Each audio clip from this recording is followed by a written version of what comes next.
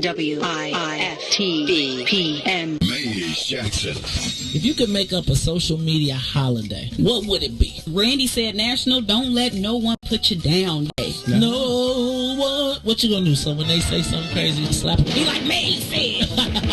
Randy said a Juke-a-thon Day. Man, we're about 60 years old. I be done had a heart You attack. gotta get your heart rate up. Okay, not that far. Yeah. All right, Mario said my favorite one. My friends and I do what we call National Call Off from Work Day. As a business owner, I don't. You don't like that, yeah? I don't like that. Because I'm the boss of this family. We got Marcus Garvey Day from Remy too. Oh, Marcus Garvey Day. All right, what will we do on Marcus Garvey Day? Call off from work. I'm going to need you to go ahead and come in tomorrow. That would be great. Okay? Yeah, right. Every black holiday has something to do with calling off from work. You're cool. I'm out. How about National Join a Positive Black Organization Day? Because I don't want to be recruited. I don't want to be recruited. The brother be like, thank you. Thank you. How about National Tell White People the Truth Day? Tell them how you really feel. You can't handle the truth. Why don't we call that National Black People Get Locked Up Day? I'm going to tell them there's an African-American man threatening my life. Hello. The most dangerous show in the morning. Yeah. Ruthie Mo. Reese the Ruler. Maze Jackson. This is the Reparations interlude. We not asking, we demanding. So go on, make my payments high. Tell the government to cut them reparations, make them high. Not no SBA loans, just run the bread, make it high. Tell the government to cut them reparations, make them high. Look, hey, check it out. First drug lord was President Nixon. Oval Office was the trap house where he was tipping. Got the drugs from Nicaragua and gave us crack. Declared war on blacks. Man, tell him to cut the check and tried to make it seem like a revolution. CIA was the corner boys for distribution. We could tear this country in half for retribution.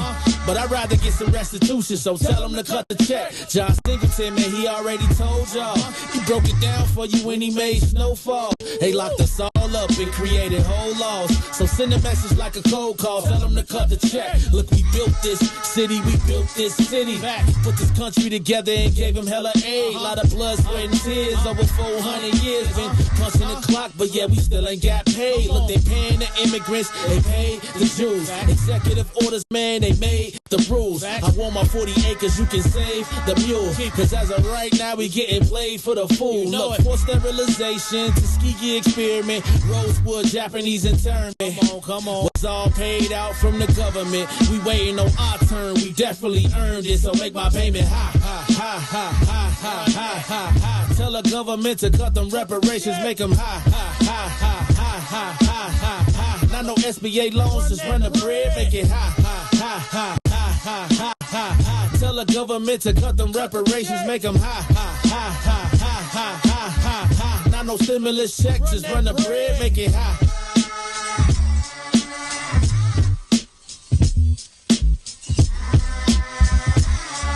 Yeah, Ruthie Mo,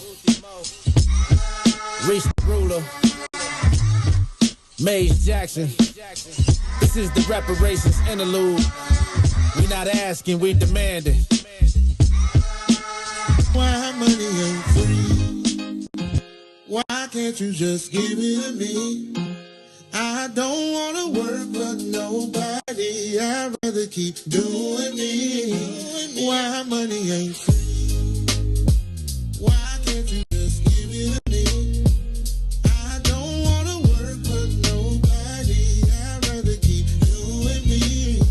Why money ain't free? Wake up in the morning with the frown on my face, cause I know it's another day that I gotta face now. For people I don't wanna see, working at a job that I don't wanna be, breaking my back to the bone with nothing to show. But I got dreams and goals. But as soon as I clock in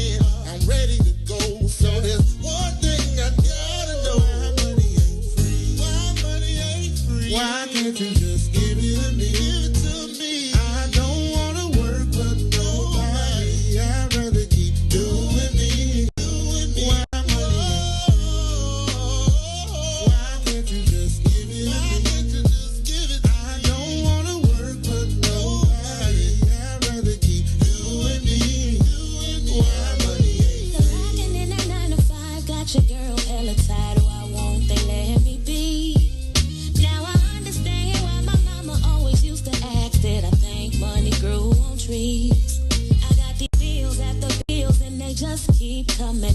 Working overtime, but my pockets ain't flooding. Yeah, my funds low. A dog life is ghetto. Why money ain't free? Why it ain't free? Why can't you just give it Why to me? can't they just give it to I me? don't wanna work, but nobody. I'd rather Keep you and me. Why money ain't free? Yeah. Why can't you just give it to me? I don't wanna work, but nobody. I'd rather keep you and me. Why money ain't free? How the money ain't free. Every 5 minutes, kids bothering me. They seem to think that money grows on trees. Always asking for allowance and clean one thing. Sick and tired of my funds being low. Spent the whole bag on the groceries at the store. Got a little something, but I need a little more. And I'm a single mama, you should already know. Why money ain't free? Why the money ain't free. Why can't you just give it to me? I don't wanna work, but nobody. I'd rather keep doing me. Why money ain't free? Why can't you just give it Won't to you me? give it to me? I don't wanna work, but nobody. I'd rather keep doing me. Why money ain't free? Why the money ain't free? Why money ain't free? Why money ain't free? Yeah, why money ain't free?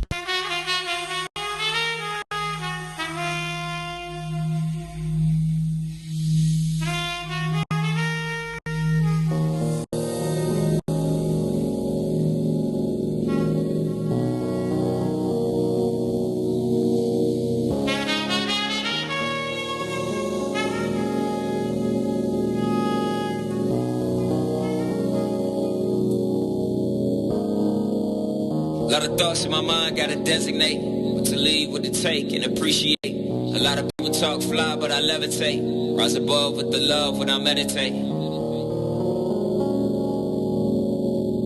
When I meditate.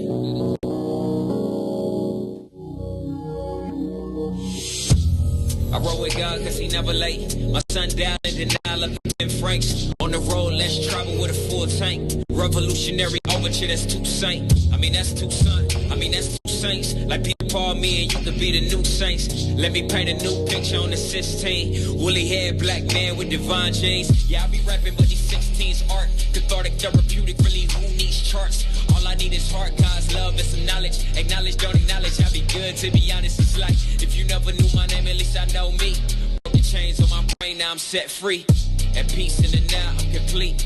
Cause all I ever had to do is just be. Just be. WIFTBPM. Uh-oh, what's in it for the black people? You are listening to the most dangerous show. This is What's in It for the Black People Radio. Maze Jackson. Maze Jackson, the most vociferous advocate for black people in the world. For Ruthie Moore, for Ty Stroger, I am the host of the Maze Jackson Show, asking every single day, what's in it for the black people? And if you don't like it, you can still tell them Maze said, Mayor Lightfoot, man, we ain't accepting that. We ain't accepting that. Let's go. Yeah. Let's get down to business and go ahead and address the facts, man. Lightfoot seems more lesbian than black. Rahm Emanuel's another case. He was just as tired. 50 closed schools left much to be desired. Police had Anjanette naked on that body cam. They suppressed the footage so it couldn't touch a lot of hands. Reminds me of that 16 shots in that cover up. Both of them similar, so I went and dug it up. George Floyd killed, a lot of riots happened in the town. Southside burned and they wouldn't let them bridges down. Grandmother sick, need a prescription and plus a couple groceries. You gon' have to travel just to get it now. COVID-19 out here shutting all the business down. Not enough SBA loans to even give around. So many failed businesses that you can put them in the pile. If you don't survive the pandemic, it's gon' sit you down. We sing, dance, play ball, entertain and crack jokes. Government infested black neighborhoods with crack smoke. System that milked us so bad we got lactose. Still trying to find out what's in it for us black folks. We sing, dance, play ball, entertain and crack jokes. Government infested black neighborhoods with crack smoke. System that milked us so bad we got lactose. Still trying to find out what's in it for us black folks. Shout out to Willie Wilson, hope one day you get to Senate. We need some different players in the game to handle business. Too many shady characters like Madigan and Blago. But when you really break it down, it's typical Chicago. City full of gangsters, it's what the land was built on. Same streets with hood legends, DNA get spilled on. Carjackers out here lurking, trying to get they steal on. Looking for a block to put them Hellcat wheels on. Let us give bogus appraisals a red line. Car crackers out here getting minimal fair time. And I'm the seal carry, I stay with the pipe. But Illinois gun laws giving minimal rights. Stay up on the swivel, make sure I'm moving tight. Check all of my mirrors when I pull up to the light. Pick my homie up from out of town, man, he caught a flight. He was hella nervous, told him, shorty, this a way of life. We sing, dance, play ball, entertain, crack jokes. Government infested black neighborhoods with crack smoke. System that milked us so bad, we got lactose. Still trying to find out what's in it for us black folks. We sing, dance, play ball, entertain, and crack jokes. Government infested black neighborhoods with crack smoke. System that milked us so bad, we got lactose. Still trying to find out what's in it for us black folks.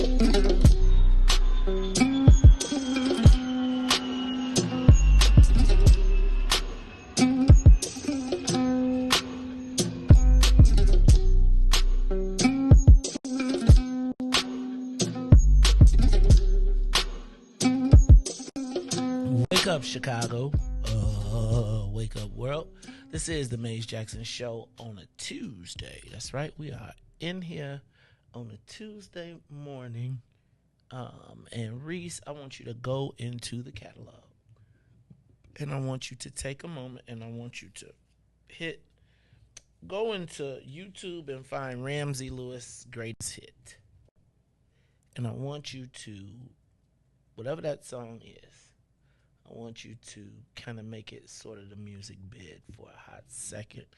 And then we're going to take a moment of silence. But in case you were not anywhere in Chicago yesterday or anywhere around the world, because jazz musicians around the world are in mourning.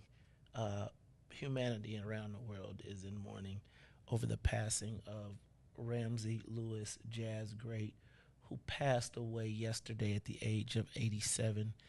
They said peacefully in his home. Chicago native, Chicago great, pianist, jazz. Why does it seem like everybody great came from Cabrini Green some kind of way? Anybody that make it, they be like, he was from Cabrini Green, but he was from Cabrini Green. Said he used to walk past the jazz clubs downtown Chicago, and went on to become world-renowned international jazz great. I was watching Bill Maher on Friday, and they were talking, and Wynton Marsalis was on. And he was talking about jazz and what it meant to the world and connecting people in different places. And so I just think about Ramsey Lewis, jazz great, who passed away. And I want to make sure we gave him his flowers today. They say give you your flowers while you're alive. I do want to mention, for the record, just this for you, Reese, you and Todd. Jazz great Ramsey Lewis was also a Sigma man. But I'll let that rest. We will play turn it up just a little bit.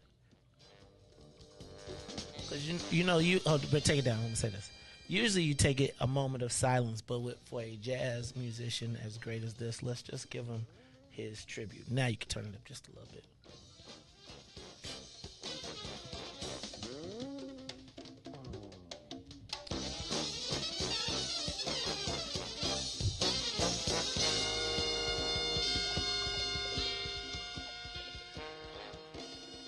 This is the Maze Jackson Show on a Tuesday. That's right, Tuesday, September 13th, 2022. Hey, Reese, I don't know if you know, but we shout out to the Maze Jackson Morning Show crew, to our audience, to our friends and our family. We just got licensed music usage, which means that we can actually play all of our favorite songs now. Now, we can't make them whole song features, but you can if we feel like we need a little jigger man in there nowadays, we now have access. Now we got to share the revenue, but I'm not mad at that. But now I'm excited because, Reese, we are going to be able to take everything from God Did can be in the show. No blocks, no. God did.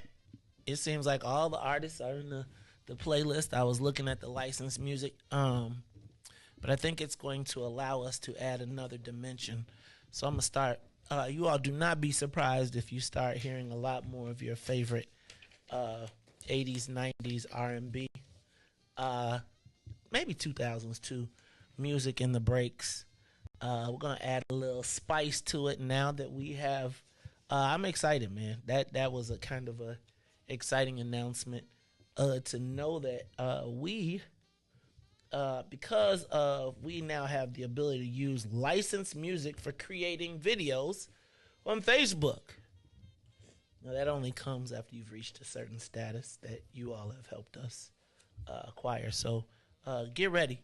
And if you have songs, I actually think I want to come up with our like playlist, like the radio station playlist.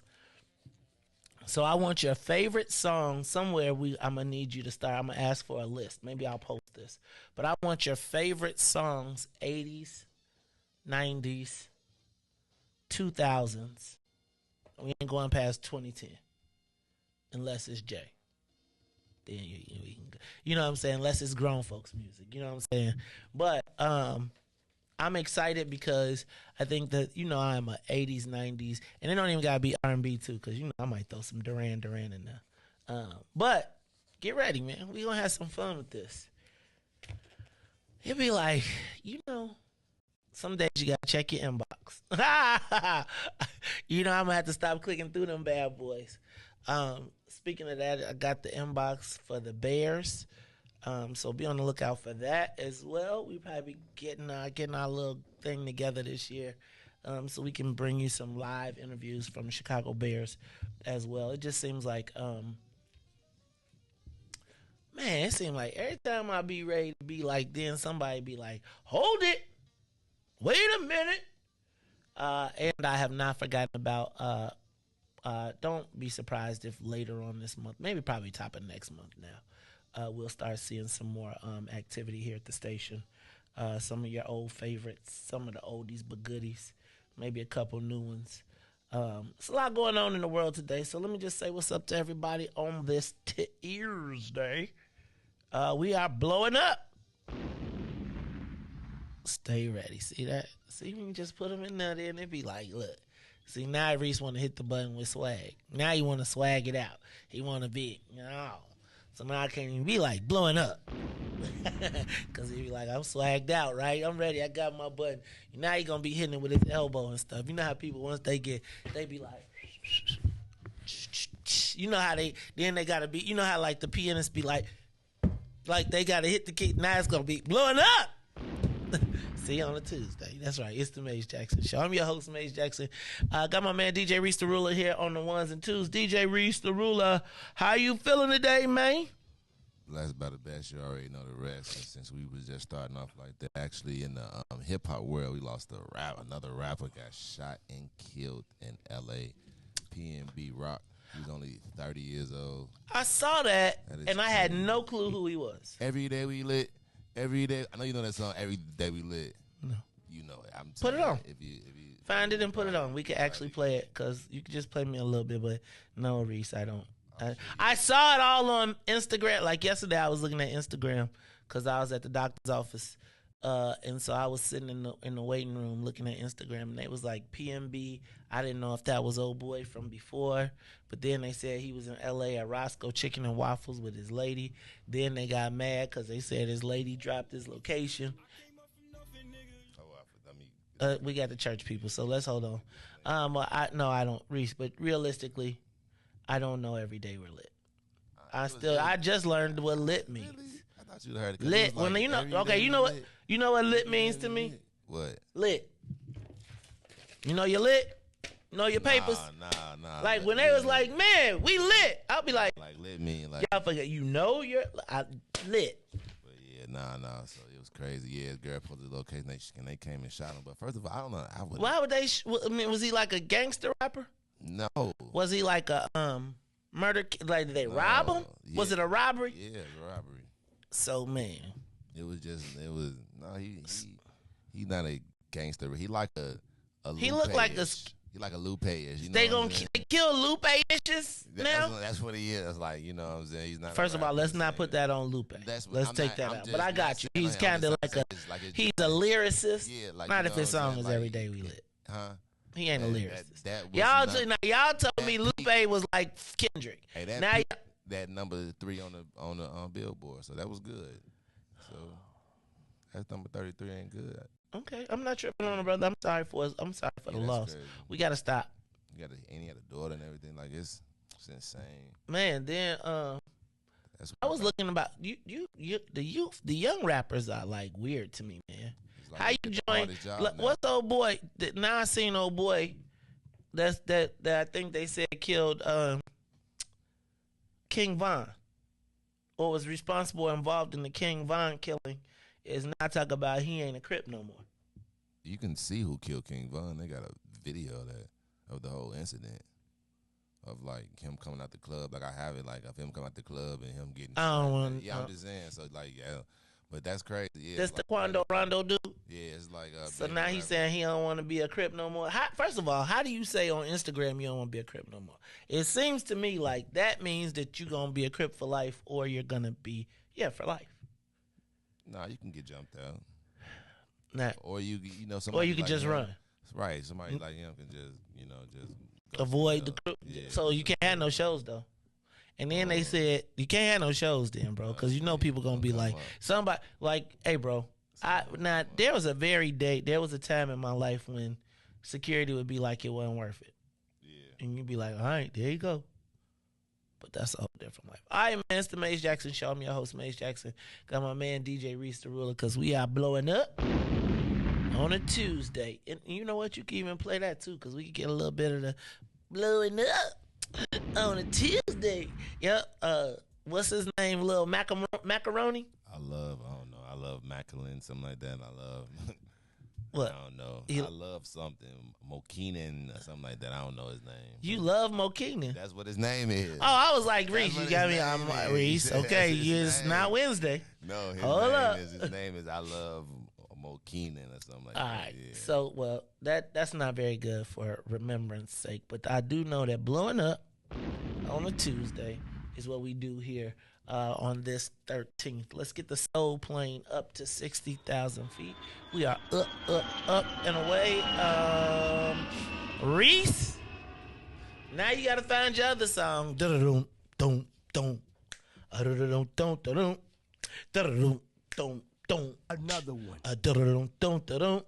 And another one down, and another one down. Another one bites the dust, yeah. Hey, we're going to get you too. Another one bites the dust. Okay, I can't do it no more. I done ran out. All right, there you go. All right, so when I play that, then that means, Reese, you might as well get you a clip of that one and keep it in, because they seem like they keep on falling, man. Looks like Alderman Ariel Reboyres. Alderman Ariel Reboyres is stepping away from the seat. Reese say after 44 years in government service, it is time out. That brings the total number of city council aldermen who will not be returning to 15. Reese, it is happening in front of us, and I don't know how to get people to understand. Like, okay. You think it's so like? Is it like shocking in a way, or do you think it's the right thing to do? That these people have been in office for all these years. Do you think and maybe it's a good thing, and we can probably see if we can get fresh new ideas in there? So I feel like yes, but I also I'm not mad at every retirement that comes is an opportunity for black power to increase. Okay? So I really want to have a long-term discussion about this, because it just dawned on me. Did you see that Justice Ann Burke is also retiring? Yo, fam, the Irish grip on Chicago is like officially done. Like, the only remaining piece is, will Ed Burke retire?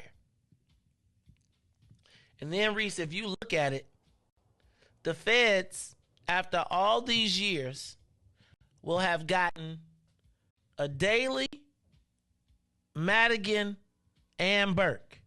And we will have seen it all within the span of a 4-year term, which means that the 3 crowns of Irish power, honestly, are now, they still hold labor, right? Which is one of the prevailing forces. However, you guys just witnessed the browning of Chicago.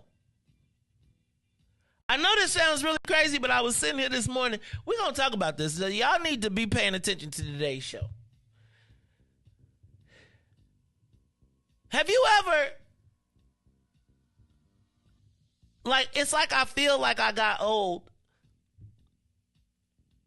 Like when you start seeing these people's numbers and how long they're retiring and what's going to be the remnants and Reese, what the city of Chicago will look like a year from now, politically. And the state of Illinois, do you understand that we will be in a first election cycle that I can remember where Daley, Madigan, and Burke are almost completely eradicated from government? Think about that. Think about what happened under that time. Think about that reign. I'm not going to call it a reign of terror, but think about their run. They had at least a 60-year run. It's a long time. Fam. It's a half a century. Fam. Fam, and they had more than that because if you take old man Daley, then you add new Daley, right? Then you take Madigan. Then you take Burke. Reese. Like you. Hey, man.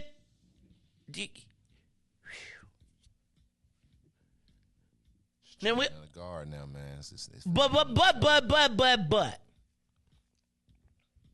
Are we going to replace in this changing of the guard? Will we be servants or will we be kings? Will we ascend to the spot of royalty or will we be looking for someone new to serve? Will we have to bend the knee or will the knee be being bent? The state Supreme Court, 3 black people out of 7. With Ann Burke retiring. One of those people is a black woman Republican, though.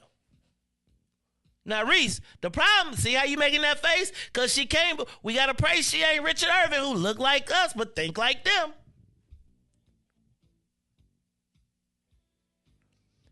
Hey, y'all, do y'all understand that everything that I have known politically, all of the givens are about to be gone? Now, compound that with having a new mayor. And think about having a council of 15 who ain't nobody trained. Well, see, the problem is ours. Do y'all understand what just I don't think y'all understand the gravity of what's happening right now. And so we're going to talk about that in a little while. Look, y'all, it's the Mace Jackson Show. I got some headlines to get to. After I get through the headlines, we're going to ask the social media question of the day. Y'all wake up Cassandra. Because at 7, somewhere in the 7 o'clock hour, we are going to be talking about white girl magic, black girl tragic. I've come to the reality that, where did I put it? Someone white has to be hurt for black people's pain to be valid. Let me put that to you again. Someone white has to be hurt for black people's pain to be valid. We're going to talk about white girl magic, black girl tragic, and I'm going to just read instead of hypothesize. I'm gonna read what the white people say. Okay? We're going to do that in the 7 o'clock hour. But this is what we're going to do right now. We're going to take a quick break. But, Reese, do you realize that, like the Three Kings, the family legacies, and, like, all of them have kind of tarnished their legacies in the point that they won't have a succession, if that makes sense, right? Like, you know, like kind of what made them so powerful was the process of the succession. And just think that if Madigan would have got out earlier, he could have still had a succession plan because nobody was beating Lisa Madigan. But I think, man, somewhere sitting around, there's a lot that just came to me today. I be having these quiet moments, and we're going to have some real political conversations. But I do want to know today, will black people ascend to royalty, or will we find someone new to bow down to in the new political dynamic? Look, y'all, it's the Maze Jackson Show. We'll be back after these messages. The Maze Jackson Show will be back after this break.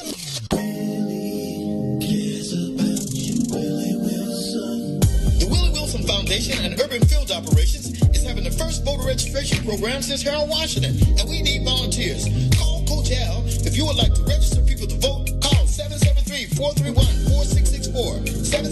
773-431-4664. This is Senator Ricky and register and vote. Urban Field Operations. Final Explosion Entertainment. Blaze Thrift Store. Andre Smith. Eyes Associates. Midwest Coalition. This is Brother R.C. Williams from Williams Youth Service. Marsha Fountain Images Design. This is Daryl Smith. Keith Harris. National Black Wall Street, Chicago. Register and vote. Hi, this is Dr. Willie Wilson. I need you to register and vote. Many people have lost their lives in order that we can have a right to vote. So please, register and vote. Call 773-431-4664 or stop by 2946 West Madison. Register and vote. Maze Jackson. Tune in to the Maze Jackson Show every day, Monday through Friday from 6 to 9 a.m., where you can catch us on YouTube, Twitter, Twitch, and Facebook Live.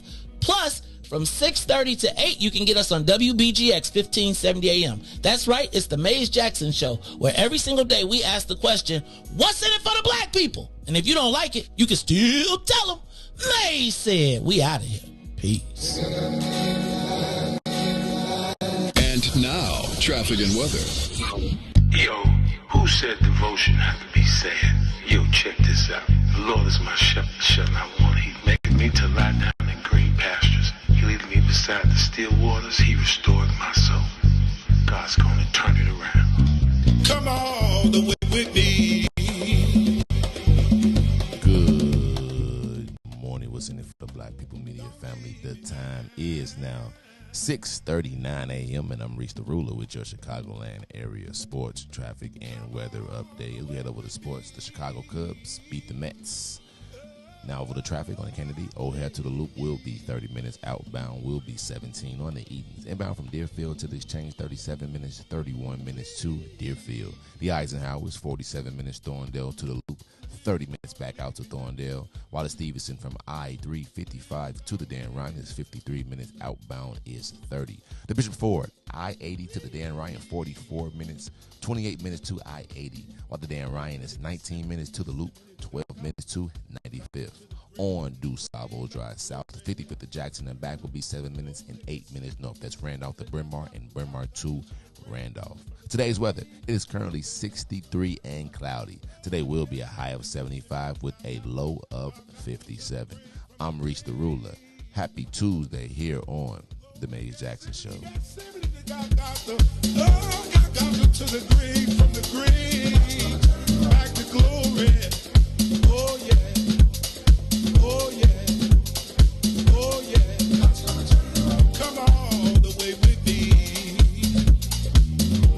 Don't leave me now.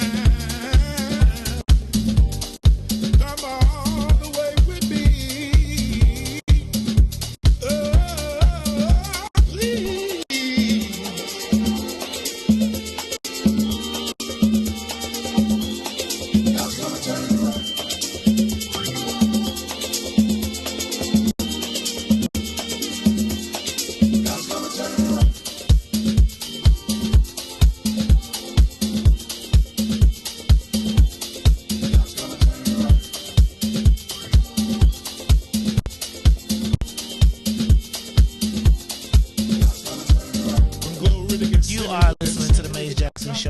host, Maze Jackson.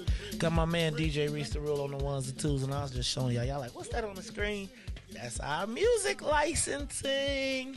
That's right. I could put your favorite song in and play it now. Now I got to give up a lot of my revenue for it, but that's okay because we going to be fresh to death. Wait till I get through. Y'all going to be like, wait a minute. That is my favorite. We going to have slow jam. Wait till I get my slow jams down and be like, and now for slow jams. Deep. Then I'm going to put on my deep voice and be like, slow jams, whispers in the dark. It's the Maze Jackson Show. The slow jam hour. Remember when people used to slow jam? Remember when you used to go to a party? Listen, when I grew up, that's one of my favorite things I would love to do, like a midnight love type of R&B every night. I'm going to tell you. That's all I ever wanted to do. Like, man, I just want to do like a show, late night. See, late night. Midnight love, yeah. I got like, you know what I'm saying? Like, like the old school when you had like apology line. You remember that? Like, yeah, I mean, I'm going to tell you, I miss the best time when I was in a kid. Like, so the dope part was like when you was young, you had a car, and like you'll be out in the summertime, and then it'll be slow jam hour, right? And then you it'd be 10 o'clock, so you might be out kicking it. And then at 10 o'clock, it's switch to slow jams. And then it'd be like no rap music. Right, no rap music, no. Well, shoot, in Chicago, you couldn't get no rap music for a long time, though. But I remember, man, then you be like, I remember when Albie Shore was out and they be playing, I can't think about you. Let me stop. Anyway, look, we're going to be doing all of it. It's going to be on and popping. Y'all don't even understand.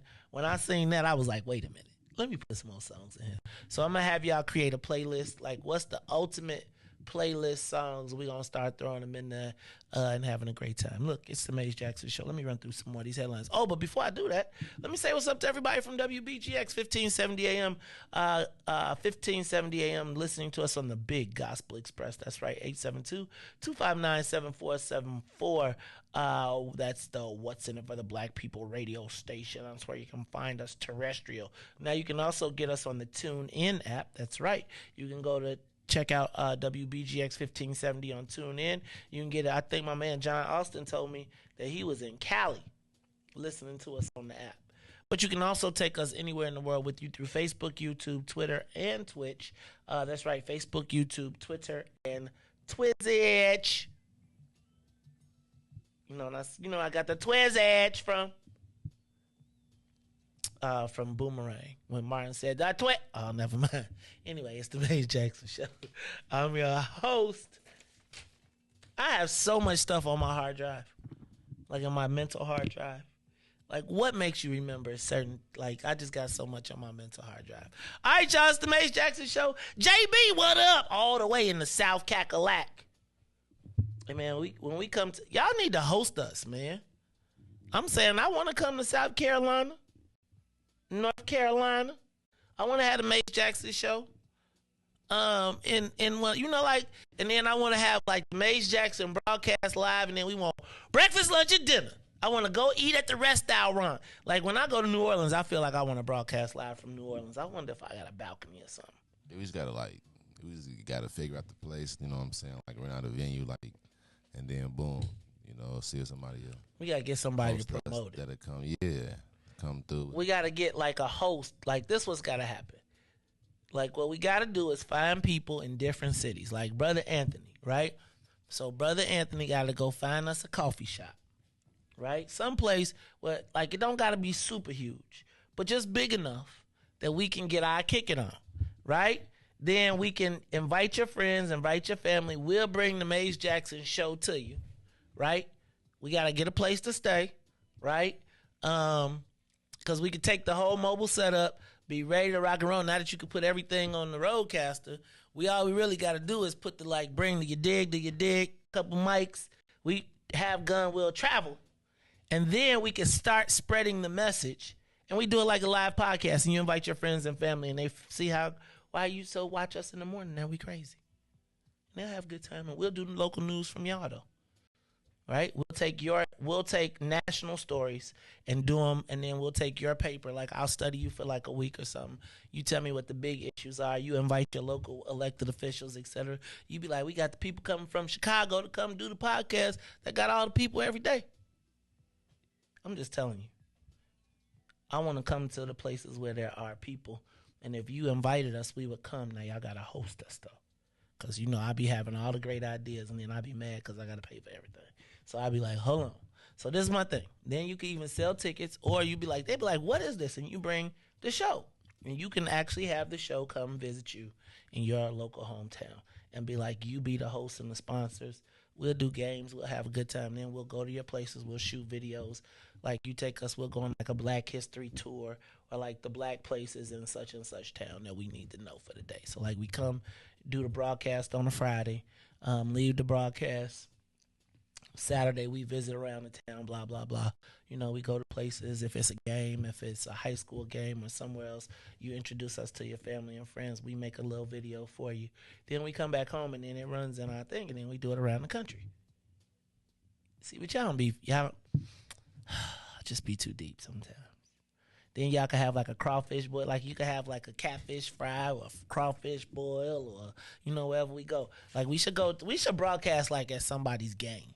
Like a homecoming game, like invite us to your tailgate and say, I want the Maze Jackson show to broadcast live from my tailgate. Do y'all know how cracking we could be? Y'all don't want to do nothing, though, because y'all don't be having no vision. See, then we have to have us a road manager and everything. Be like, pack that stuff up. Reese, you'll be the, you have to, look, we have to do it the humble way. We'll all be packing up. Anyway, it's the Maze Jackson Show. I know I'll be brainstorming on the air. I'm sorry, I take it back. No, I don't take it back, but that's something we should think about. Chicago reaches 500 murders, but actually we reached it slower this year. How many you think is cool? Like, I know every life counts, but like, realistically, like, if we had like, how many people should get shot to death, murdered, killed in the city? 0. I don't know how to answer that question. What do you mean? Like, realistically, what's realistic though? 0 should be realistically the fact that if you say anything other than 0, then you have accepted the fact that another person should shoot somebody. Okay, what's an acceptable number? 0. I don't know what you're talking about. I can't. Come on, man. You know. No, I know what you mean, but the actual answer is 0. It should be 0. Are you about to say all lives matter, Reese? They do. They do. Like, what are you talking about? Like, nobody should be shot and murdered.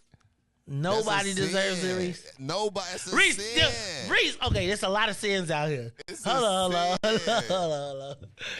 No, you can't use this as a sin, though. You can't use this as a sin. That's how I mean. Come on, man. It's a lot of sins out here. There's a lot of sins out here. That's what I'm saying. It's a Ten Commandments, man. But I feel you. I understand what you're saying, but 250? No, 300. Crazy. I feel like 300 is an acceptable number. 300. You feel like that? 300 murders in a city the size of Chicago is acceptable. I think anything over 300, you're out of control. I mean, Somebody realistically. Somebody please help me and tell me that it should be 0. I get you, really. Okay, like, do you really think that? Yeah, I mean, I know y'all be idealistic with 0. Like, realistically though, if you was the mayor of the city of Chicago, below in the state of Chicago, you like, look, yo, we got 900 murders last year. Get it to. Oh, if you want from 900, I guess we go to 5. Well, 5. We still got. How many more you think we gonna get this year? You think we break? You think we have 300 more murders between now and December? You think we make it to 800? No. Okay. No, I don't think we make it to 800. Okay, cool. I don't think we that loose out there. Okay, good. And downtown, it's getting cold out, so we done made it through the hot part. It's starting to chill. Okay. R. Kelly closing arguments, Reese. I think this is finally it, right? Do they got charges for R. Kelly anywhere else? Like, I think this is one of them things where he ain't got the Bill Cosby luxury. Like, he ain't getting out. Right, like the reality is, even if because you think they're gonna convict him here? They convicted him. Okay, so he's gonna get convicted here and in New York. So even if he gets an appeal, he's still gonna appeal to get out. Like, well, did y'all see what they did to R. Kelly about the commissary? Did you see that? That was ridiculous, Reese. So R. Kelly had about $27,952 on his commissary. He didn't pay his court fees. You know what they did, Reese? They took all $27,000 and left him with $952 on his books. I mean, I can understand that. I mean, that's pretty. Reese, dang, dog, 27 and 9. Dog, they got some that like you gotta. He gonna have to find. That's another tax. He gonna have to find somebody else a county could put it on, cause he can, like that 27.9 is like that's probably like $2 million in jail. Yeah, for sure. $27,000 on your books. That's probably like $2 million in jail. For sure, and that's protection. Well, that's my point. You can get like, hold on, fam. Look, right? You could be the Don. Yeah, for sure. You buying everything. You can afford it, so you get all the protection. Everybody following you. That's crazy though, 27. But you know he good. He good.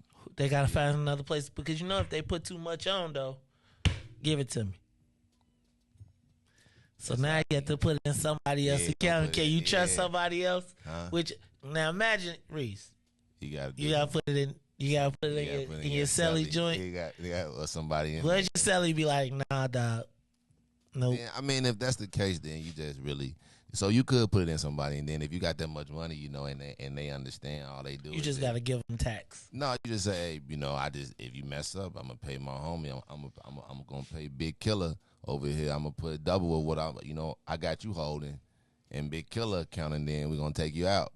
So you either gonna abide by these rules, or Okay. So yeah, but that is crazy though. So but they trying to get everything they can out of him. He going down, man. They've been trying to get him going down since I remember. So okay, I think Kels.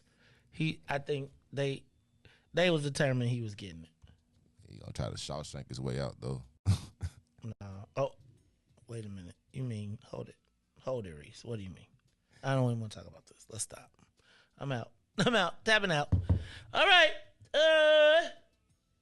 Will Calloway. Shout out to Will Calloway. Did you see he won default judgment in the case of Martina Stanley? Apparently she was killed by a police hit and run, and they didn't want to release the footage, and the city was so concerned about the emails between the mayor's office that they just decided to pay the $720 plus legal fees. No telling what her email. Ain't no telling. She still ain't learned, Reese. Ain't no telling what she put down there. She still has not learned. Ain't even down with that. They like, who the Met? We cool. How much is it? We'll pay that. We don't even want to know what's in her transcript. Man, yeah, you really don't. I'm just about to tell you. The mayor be snapping, man. I think she be feeling like they be trying. You be thinking that like she feel like that she got to be so firm because they be trying her. They be, and then she be like, "I'm the mayor, damn it." Like respect me like I'm the mayor. Like respect me like how y'all respect the old mayors. Like, well, I don't know, Reese. The mayor be tripping sometimes to me. She just goes so like she go from what y'all say 0 to 1,000,000. She just go. She just go. She just be snapping off. I'm gonna talk. We're gonna talk a little bit more in a little while. All right, y'all. Let me see what else I got in the headlines. Also, Ukraine is taking back land back in Russia. We need to watch that because the Ukraine is starting to get it in, Reese. The Ukraine is like, yo, check this out. Okay, hold on 1 second. After we gave them all our water money. Ain't nobody what water. Yeah, I know the governor was out in the Southland yesterday giving away money, and I be feeling like, wait, how y'all going? It's like watching somebody party and they owe you some money on. You ever seen somebody? It was most. Reese, it's really, it really is kind of crazy to me that the governor keeps popping up in the Southland and not addressing Dixmoor. But can I tell you what it is? So, can I tell you how this works politically without y'all getting mad at me? So, how many votes what's the population of Dixmoor? Let's check out the population of Dixmoor, Illinois.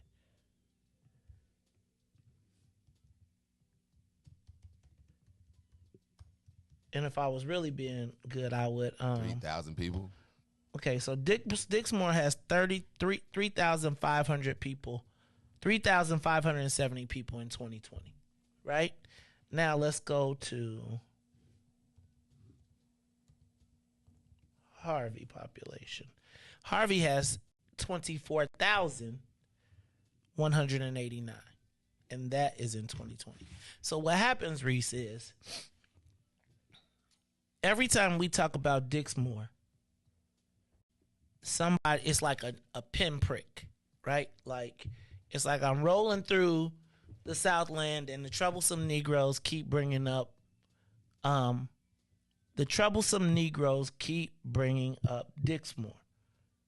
Not the troublesome. The offensive Negroes keep bringing up Dixmoor. And they keep bringing up cannabis and they keep bringing up gambling. And so what essentially happens is the black people out there say, there are black people who advise the governor and they say, well, look, just don't talk to Dixmoor. Talk to Harvey, which has 5 times the population. When Harvey, you can negate Dixmoor. You don't have to. So I'm going to keep showing up in all of these places with high populations that can drown out the voices of Dixmoor, of the Dixmoor issue. And so if nobody, let me ask a question. Have we heard anybody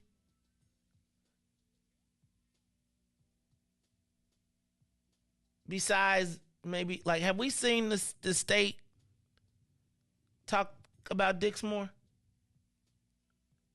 Like, have we seen any of the state legislators, the governor, anybody talking about Dixmoor? Not really, because it's a pretty big problem. I will tell you, I have seen county commissioners who have talked about it. Shout out to Commissioner Deborah Sims, who has been raising up this issue. I think I saw the president, Madam President Toni Preckwinkle, out there. But because it's such an issue, they've probably been told to stop talking about it, right? Because it's an embarrassment and with no answer. Remember, when they first told us about it, they had to pay $20 million, and they had to get their audits done before anybody would care. So now what we see is they are doing all of this activity to drown out, no pun intended, but to mute the problems of what's happening in Dixmoor, which is the same thing that's in Jackson, which in Illinois, clearly fresh water is not a guaranteed right. Because let me just ask you, have you heard anybody talk about it? Anybody? Who? Besides Cook County Commissioner, realistically, but like, it's just so crazy to me to be 2.1 miles away. You probably got to drive through Dixmoor to get to some of these press conferences. And nobody's like, has anybody showed up there? I'm going to stop. Okay. It's the Mace Jackson Show. Look, Reese, this is how I get in trouble all the time. So this is what we're going to do. We are going to get ready to do the social media question of the day. So if you're there, why don't you go ahead and hit the button. Oh, hold on. And I want to point this out, right? This is for my brothers and sisters who would tell me that they're angered with J.B. Pritzker, right? Who would say that we got to do something different. I would say you should look at your candidate, because where is Darren Bailey on this issue? He probably not going to say too much about it because he ain't got no votes there. And and again, why will his constituency care about Dixmoor's right to fresh water? And so when people ask me, well, why aren't we? It's like we become put in between a rock and a hard place, right? I don't honestly feel like you saw what happened yesterday with Kamala and Dixmoor, and Mississippi. I would love to have that same scenario, but I'm not Chuck Todd. So if I say it, I'll be in trouble. But I guess my question is, who is asking about Dixmoor? Who's asking about cannabis? Who's asking any of these questions? Everybody tells us it's wrong, but nobody seems to be willing to confront it because it's a real issue. But it's only 5,000 people in Dixmoor, so who really cares? It's the Mace Jackson Show. Reese, why don't you do me a favor and hit that button for me? It's time for the social media question of the day. How far do you let people go? Seems like a pretty broad question, but I want to open up the phone lines. I want you to give us a call at 872-259-7474. 872-259-7474. How far do you let people go? I see you scratching your chin over there, Reese, because I know you like, I ain't even having it. But so this is actually a lead into what we're going to be talking about at 7 o'clock. But I was reading a story in Capital Facts about how a young lady said that she was in power. A young lady said she was in the office of a man. And in the course of their conversation, Reese, he pounded on the table, he raised his voice, and he pointed his finger. And I was thinking, how far do you let people go? I want you to give us a call, 872-259-7474, 872-259-7474. I'm going to take a quick break, and when we come back, I want you to answer the question, and I need y'all to participate, right? Like, and when I ask this question, it's like, how far do you let people go in conversation? How far do you let people go in your business? How far do you let people go when it comes to being in proximity to you? Like, how close can someone get to you? How far do you let people go in conflict? Like, what are there words and things that are unacceptable that once you hear them, you engage or you aren't going to accept? How far do you allow people to go in praising you?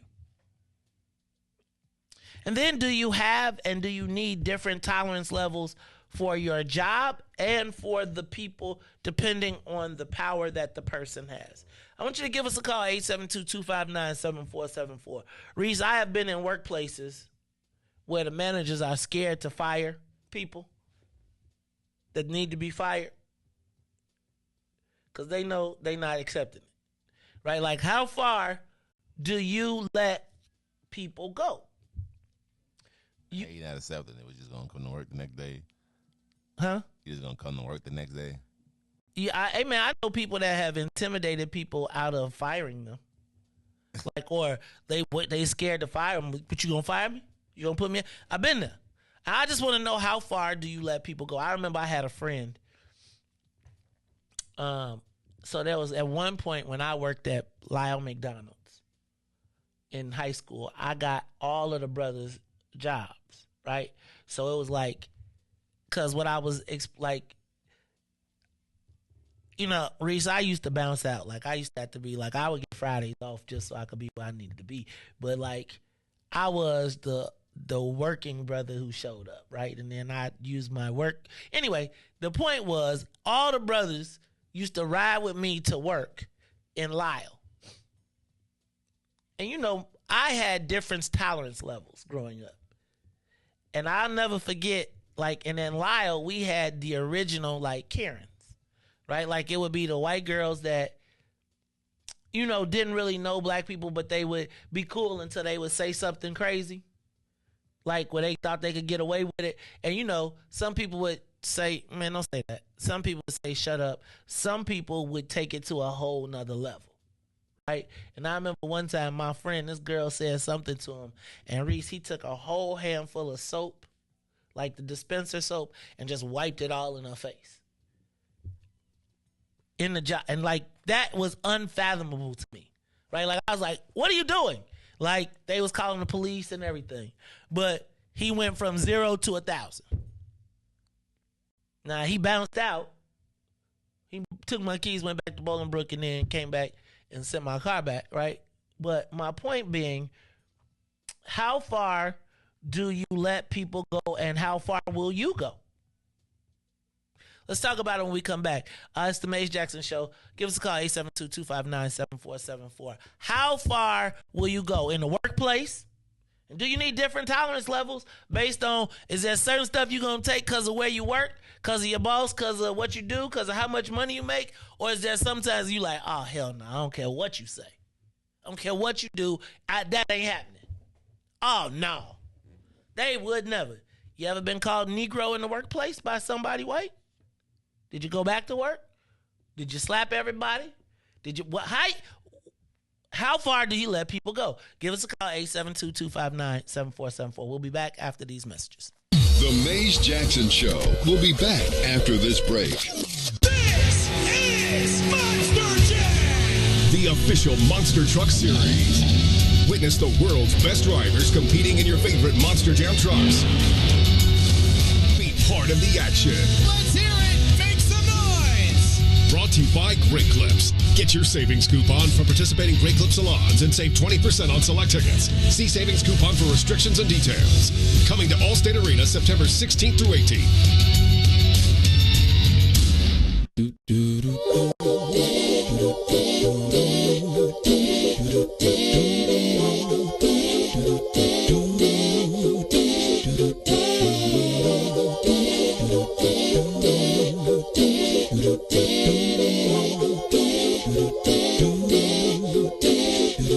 Well, sometimes I go out by myself and I look across the water,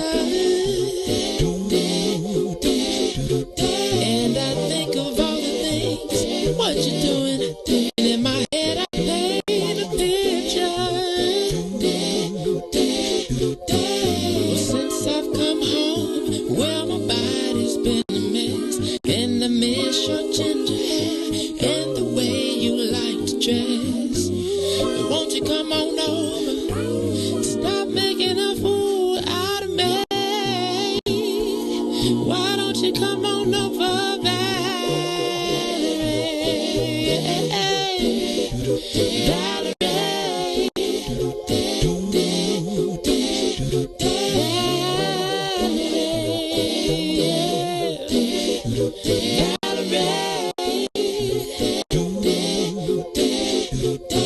Did you have to go to jail? Put your house on up for sale. Did you get a good lawyer? I hope you didn't catch a tan. I hope you find the right man who'll fix it for you. And are you shopping anywhere? Change the color of your hair. Are you busy?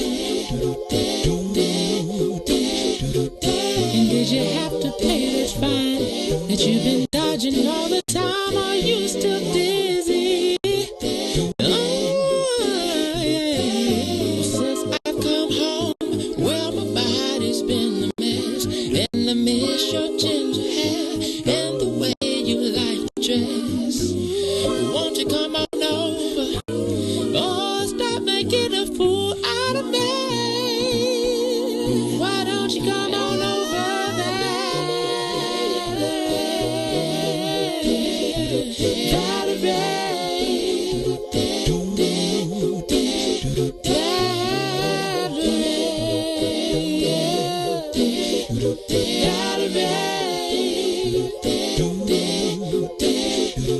Well, sometimes I go out by myself and I look across the water, and I think of all the things, what you're doing. In my head I paint a picture. Since I've come home, well, my body's been a mess, and I miss your ginger hair and the way you like to dress. Won't you come on over? Stop making a fool out of me. Why don't you come on over, Valerie?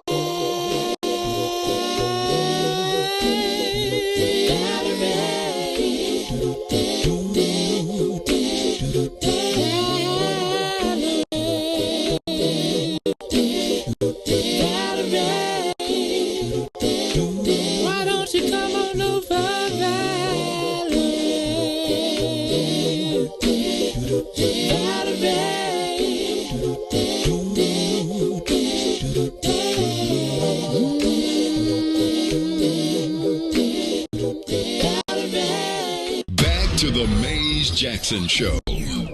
You are listening to the most dangerous show. This is What's in It for the Black People Radio. Maze Jackson. Maze Jackson, the most vociferous advocate for black people in the world.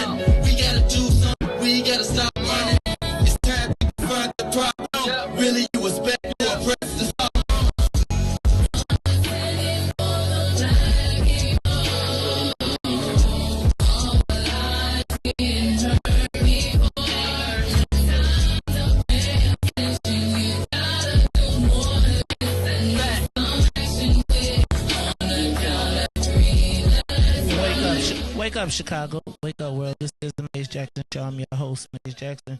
Got my man DJ Reese to rule on the ones and twos. And y'all, we are asking the social media question of the day.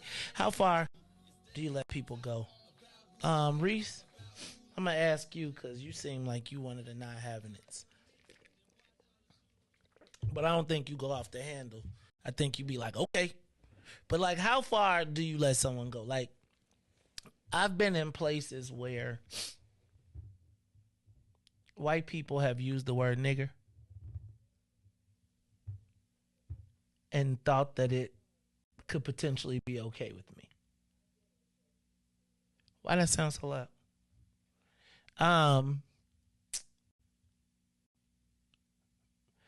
How far do you let people go? Have you ever been in a situation where somebody think they cool with you, or they think they know black people and then they go way above and beyond? What is it that you like, and how do you stop it? How do you check it? What do you do? Like, have you ever been in a situation where somebody went too far? And if they've been too far, how do you stop it? I'm going to talk about it because, so let me give you an example. One time, there was a very famous black woman, not famous, but Chicago famous black woman, who I was excited to do business with because for all my adult life, I had seen her publication and I thought it was something of aspiration. And so when I finally had a budget, I went to her with my client in hand, excited with my little $10,000 check. And I was like, we have $10,000 to spend in your publication.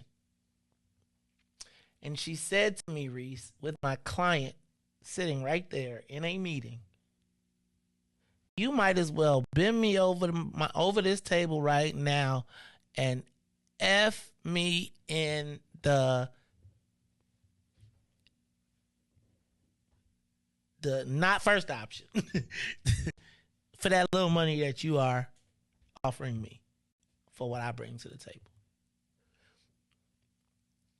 Reese, I had never experienced that in a meeting. Like never, ever in a million years. And I got this high.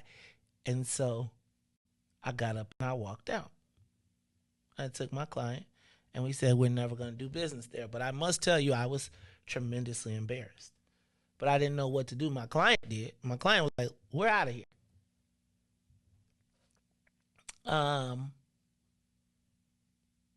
What do you do when people go too far? And how do you know have you ever had somebody go too far? I'll give you another one. In my universe, my sister, especially in a younger age, was really the hammer. Like, she was the bad guy all the time. And people used to love me, and then they would feel like they had the option to come talk to me about my sister. And they would be going on and on and on and on. And she and did it. And I'd be like, at the end, I'd be like, you do know that's my sister, right? Like, so this, even if all of what you said is correct, my sister. So I guess we're going to have to let you go.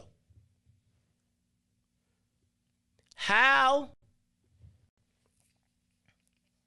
far do you let people go? Reese, you have been give us a call too, 872-259-7474. Now, I know y'all done had to check somebody, or I had to decide whether you was going to check somebody, and then you had to figure out how you was going to do it. Did you, like, have you ever been in a spot, and did it make a difference who it was? Right? Like, because if it's your boss and you need your job, do you eat it? I was thinking about the people at Amazon who talked about they came to work and the people was wearing Confederate flags and all that. There are people, Reese, I know that would come in and be like, hey, man, what's up with that flag? And you'll find out in the parking lot. Then there are people that's like, man, I come here to go to work. Reese, have you ever been in a position where you had to make a decision, and how far did you let the person go before you said, whoa? I'm trying to think, man. I'm trying to. Ever been in a compromised position where somebody done went too far? You gave them a little leeway. You thought they was cool. You thought they was cool, and they went just another step too far. Just another step too far. I had a friend that went to work at a state agency, and a white guy at the job took to hanging black bottles with nooses all throughout the building, throughout the locker room, and called it decoration. Right? Black bottles, rope, tied like a noose. Do you take that? Do you whoop them? What do you do? Like, what do you do in the situation when you know they done went too far? You ever been in a situation or where it's been like one of them things where you know they doing it, they acting like they ain't? How do you handle when somebody has gone too far?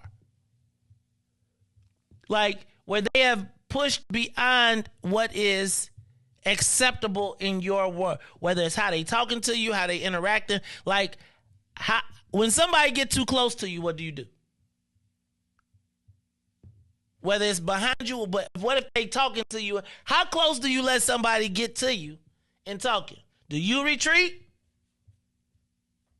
Give us a call, 872-259-7474. Has anybody ever gone too far with you? And what is too far, and how do you stop it? Reese, go to the phone line.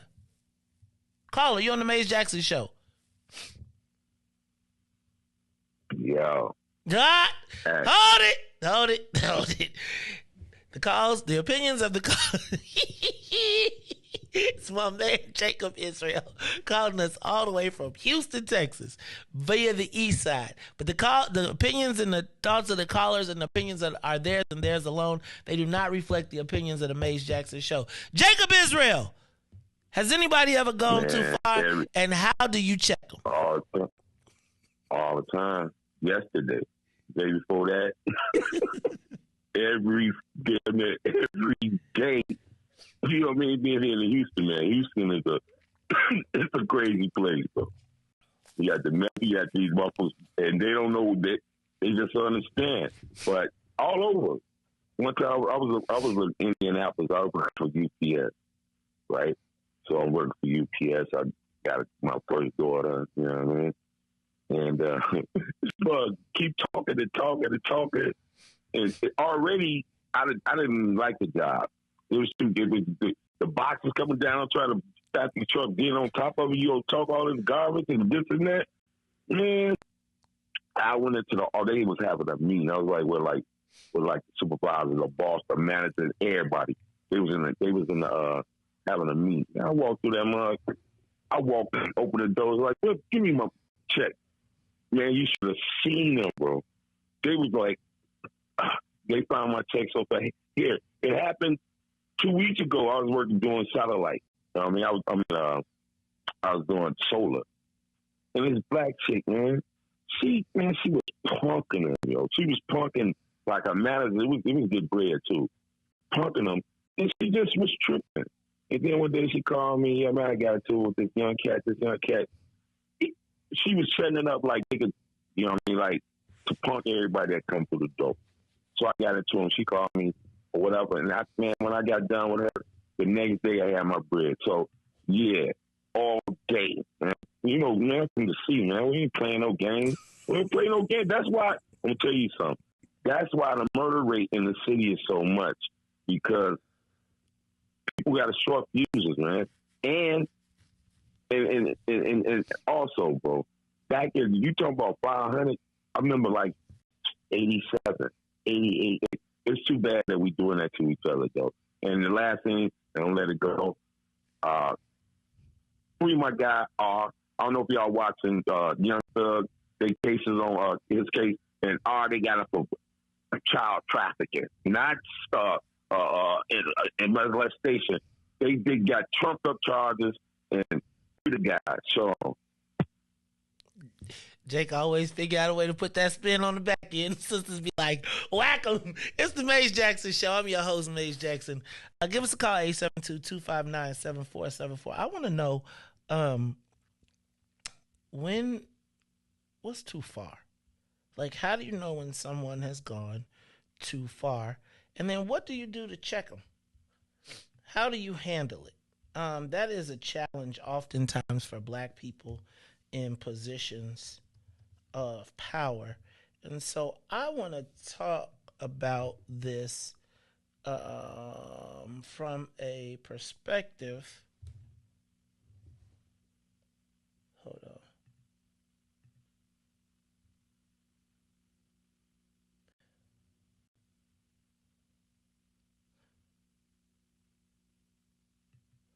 Okay. So I want to transition this question into white girl magic, black girl tragic, and how far do you let people go? I'm going to read from capitalfacts.com. I'm going to read it directly from capitalfacts.com. The headline reads, Senator Hastings spokesperson calls female lobbyist a dishonest bully for speaking out. Monday, September 12, 2022, posted by Rich Miller via Illinois Leaks. We finally obtained a copy of the settlement agreement in the lawsuit where Senator Michael Hastings was sued along with the Illinois Senate for discrimination and harassment against Cassandra Matz, a former employee of Senator Hastings. In the settlement agreement, Hastings and Senate deny any wrongdoing but agree to pay a total of $100,000 to Matz and her attorneys. The settlement also prohibits Matz from disclosing the settlement, a gag agreement, to anyone, prohibits the filing of the use of the settlement in any court, agrees to file a stipulation to dismiss in the court stating that each party bear their own attorney fees, costs, or expenses, kind of flies in the face of the $100,000 payment. This leads us to think that there are wider harassment issues in Illinois government than simply this lawsuit, which by all appearances attempts to make the public think it was dismissed and no payments were made. There's more. I told subscribers about the $100,000 payout last week, but here's WBEZ today. And those were not the only costs to taxpayers from the legal battle. The state also hired a private attorney who represented Hastings, with the payments to the outside counsel's firm adding up to nearly $47,000, according to the records obtained by WBEZ. Okay. In case y'all don't know, that is our Cassandra Metz, who essentially was blackballed from state government after,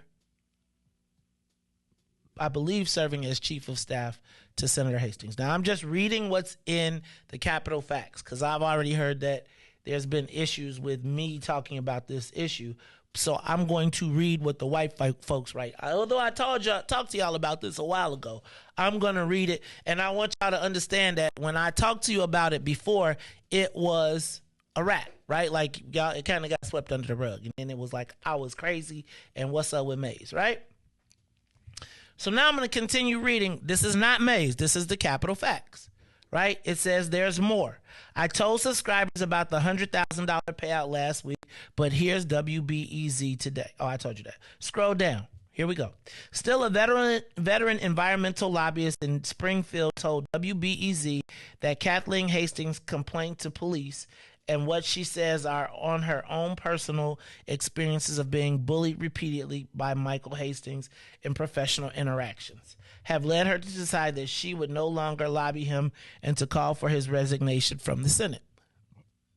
Jen Walling, I'm just reading what they say. Jen Walling, a longtime executive director of the Illinois Environmental Council, said in an interview last week that Hastings had yelled at her, pounded his hands on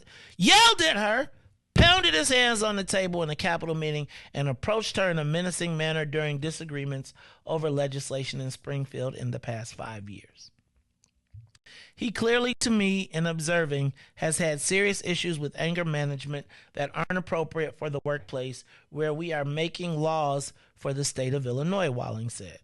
But in a written statement sent to WBEZ, Hastings spokesman Ray Hanania said Walling was not being honest, and Hanania suggested her accusations and other complaints against Hastings recently, including those stemming from the senator's marital problems, were designed in court to hurt his re-election bid.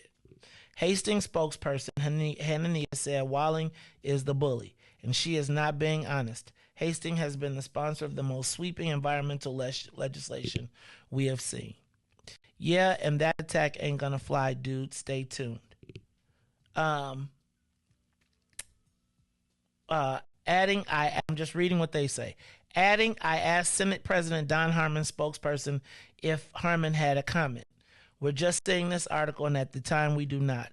Adding, Senator Napoleon Harris has released a statement in support of Senator Hastings. I am reading. With the statements made by Jen Walling, I cannot sit by and allow her misleading and false political rhetoric to go without a response. First, how coincidental that Ms. Walling decides to make a statement 2 months before an election.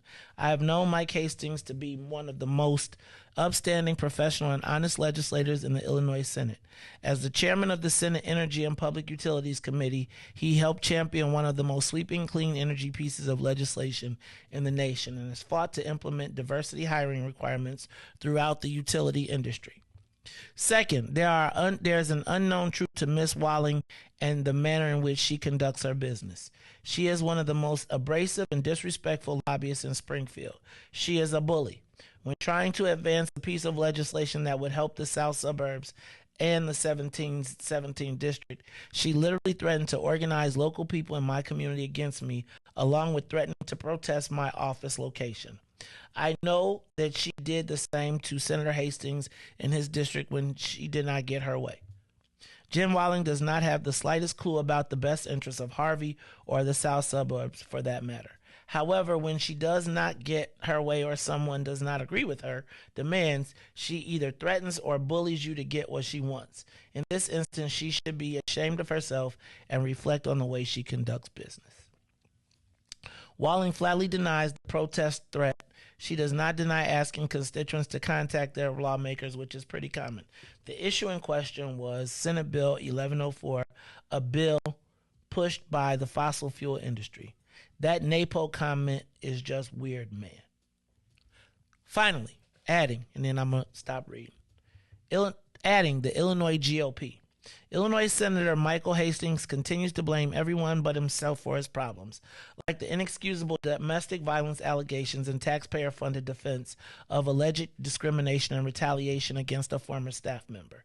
Meanwhile, Hastings' Democratic colleagues have been either completely silent on this alleged misconduct or in some cases have even come to his defense. Senator Napoleon Harris went as far as to defend Hastings, saying in a statement, "One of the most upstanding, professional, and honest legislators in the Illinois Senate." According to the police report as quoted in WBZ, Hastings' wife advised on 11/9/2020 Michael battered her by placing her in a chokehold, neck restraint, and slammed her body into a door multiple times. What has Hastings himself had to say? Instead of taking responsibility for these deplorable allegations, Hastings has attempted to deflect time and time again. According to WBZ, records show Hastings has called 2 different police departments and unsuccessfully sought to have his wife arrested and charged for 2 months ago in a dispute over visitation rights. In addition to denying his wife's allegations of domestic battery, he also sued South Suburban Frankfort for allegedly leaking the report containing those allegations. According to Chicago Tribune last month, Hastings accused the police report of being intentionally leaked to the news media in a sinister attempt to influence the elections, hurt me politically by tarnishing my reputation, and turning the divorce around to blame the divorce on me by using the false domestic violence accusations. While Hastings and his colleagues dodge and deflect, Illinois taxpayers are left to pick up the tab for his state-funded settlement and legal fees to the tune of nearly $150,000. Senator Hastings' colleagues should be ashamed for their silence. He has lashed out against everybody while using our tax dollars to do so. It's time for Illinois Democrats to step up and condemn Hastings for these allegations unbefitting of anyone, let alone a public servant, said the Illinois Republican Party, Don Tracy. Reese, I just read all of that. Did it make sense at all? Was it too much? Give us a call, 872-259-7474.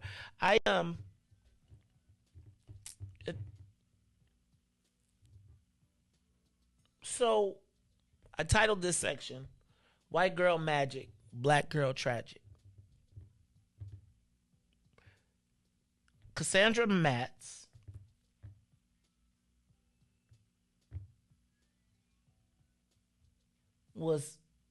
led the bus trip in defense of State Representative Lakeisha Collins, who, when she came under assault by a 6'7" white man on the floor of the Illinois House,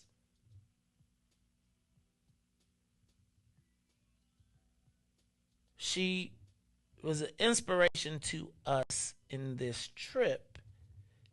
Never did I really put it all together.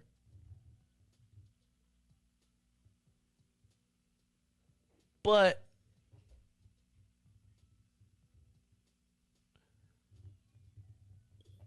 this sister was in pain, suffering, under assault,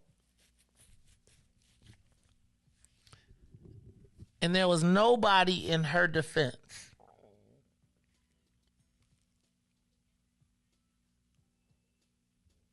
Matter of fact, it was kind of pushed under the rug.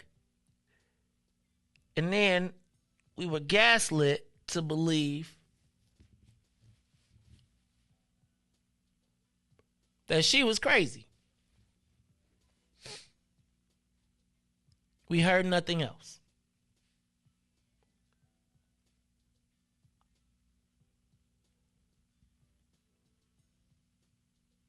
Now, another woman makes a claim of assault.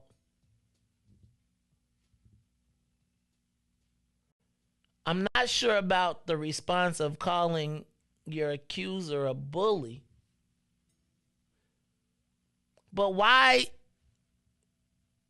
I really want y'all to read the comments on Capital Facts because I want you to read the defense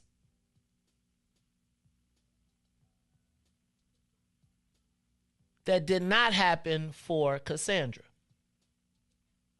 Okay? I want you to read that. I want you to read the comments. Because now when our sister told us what was happening, she became the crazy one.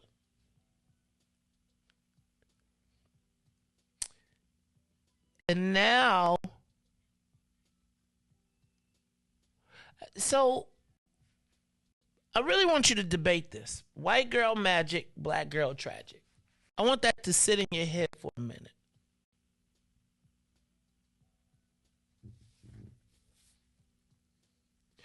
I felt a way when I saw this is like going to Jackson when we got Dixmoor.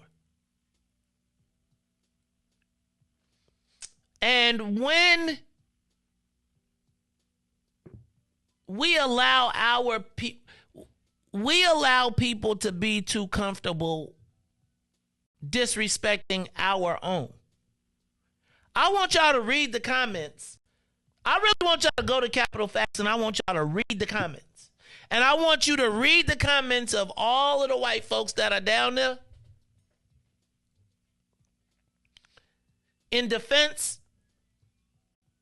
And then I want y'all to think about what happened for our sister when it was her turn and everybody stood up for the other guy and nobody stood for our sister. It's the Maze Jackson Show. Did y'all read that? Did y'all hear all of that? Go to the Capital Facts. It's all public. It's the Maze Jackson Show. We'll be back after this message. It's the Maze Jackson Show. The Maze Jackson Show. We'll be back after this break. Maze Jackson. Uh-oh, what's in it for the black people? I want to know, is there an offensive black people list? Who manages it and do black people have to honor it? Maze. You're Uncle Tom. That's why you're an offensive.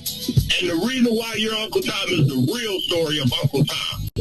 How he worked for his freedom, and then the slave master reneged on him and wouldn't let him get his freedom. So you know what he did? He left. You're messing with the church's money. You were smart enough to work your way off, so you offended the white folks, and then you offended the black folks because your ass left. And because they wouldn't. And who manages the left? It's both black folks and white folks, because if you see in that situation, the black folks is just as mad as the white slave owner that Uncle Tom left. What happens if you say that and someone gets offended? You ran off the plantation, brother. That's why you're offensive. That's all I got, bro. Keep being offensive. Thank you. Maze Jackson.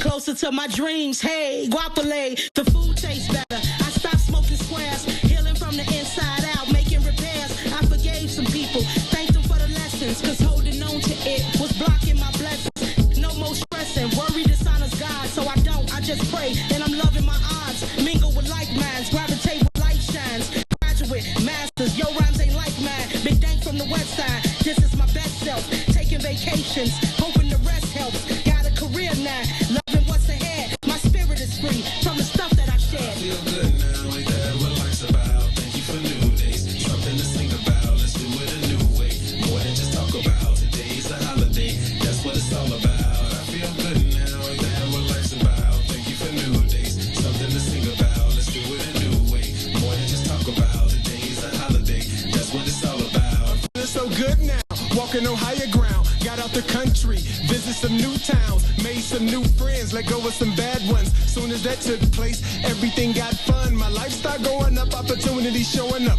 I'm back where I wanna be. No headaches and throwing up. Reconnect with the homie. It's positive energy, vibes and wavelengths. It's all about frequency. I'm back with my first love. It feel like the first time I'm back in the studio. This ain't my first rhyme. I wake up every day, blessed as heavenly. Before I ain't say much, now I got much to say. Raise my credit score, got rid of some past debt. Heard that's attractive, well call me a magnet. Plugged into an outlet, living life outright. All on my Kid Cudi, focusing day and night.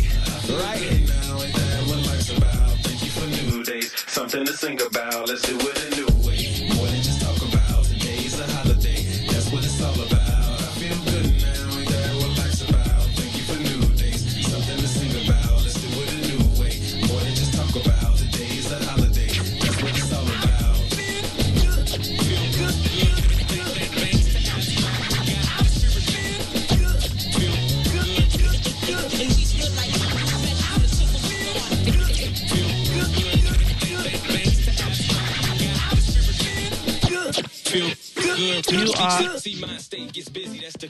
You are listening to the Maze Jackson Show. I'm your host, Maze Jackson. That's Abstract Mind State. Abstractian Mind State. That's what I'm talking about. I feel good now. So, yeah, y'all remember we took the bus trip down to Springfield to go check out Steve the Republican? Meanwhile, apparently, and our sister keeps she suffered in silence for a long time. I guess we wait. I'm only reading what I read. I didn't make this up. I didn't add any conjecture, any opinion. I just want to understand, why is it different for the sister? Let me go to the live line. Carly on the Maze Jackson Show. What's up? Carly? Hey, what's good, bro? What's up, Reese? What's good, family? What's happening? What's up, Devo? How you feeling, man? Hey, man, I want to just add something to the audience. The sister Max is a wonderful woman. She is strong. She is powerful. She is caring. She'll go through the door for her people.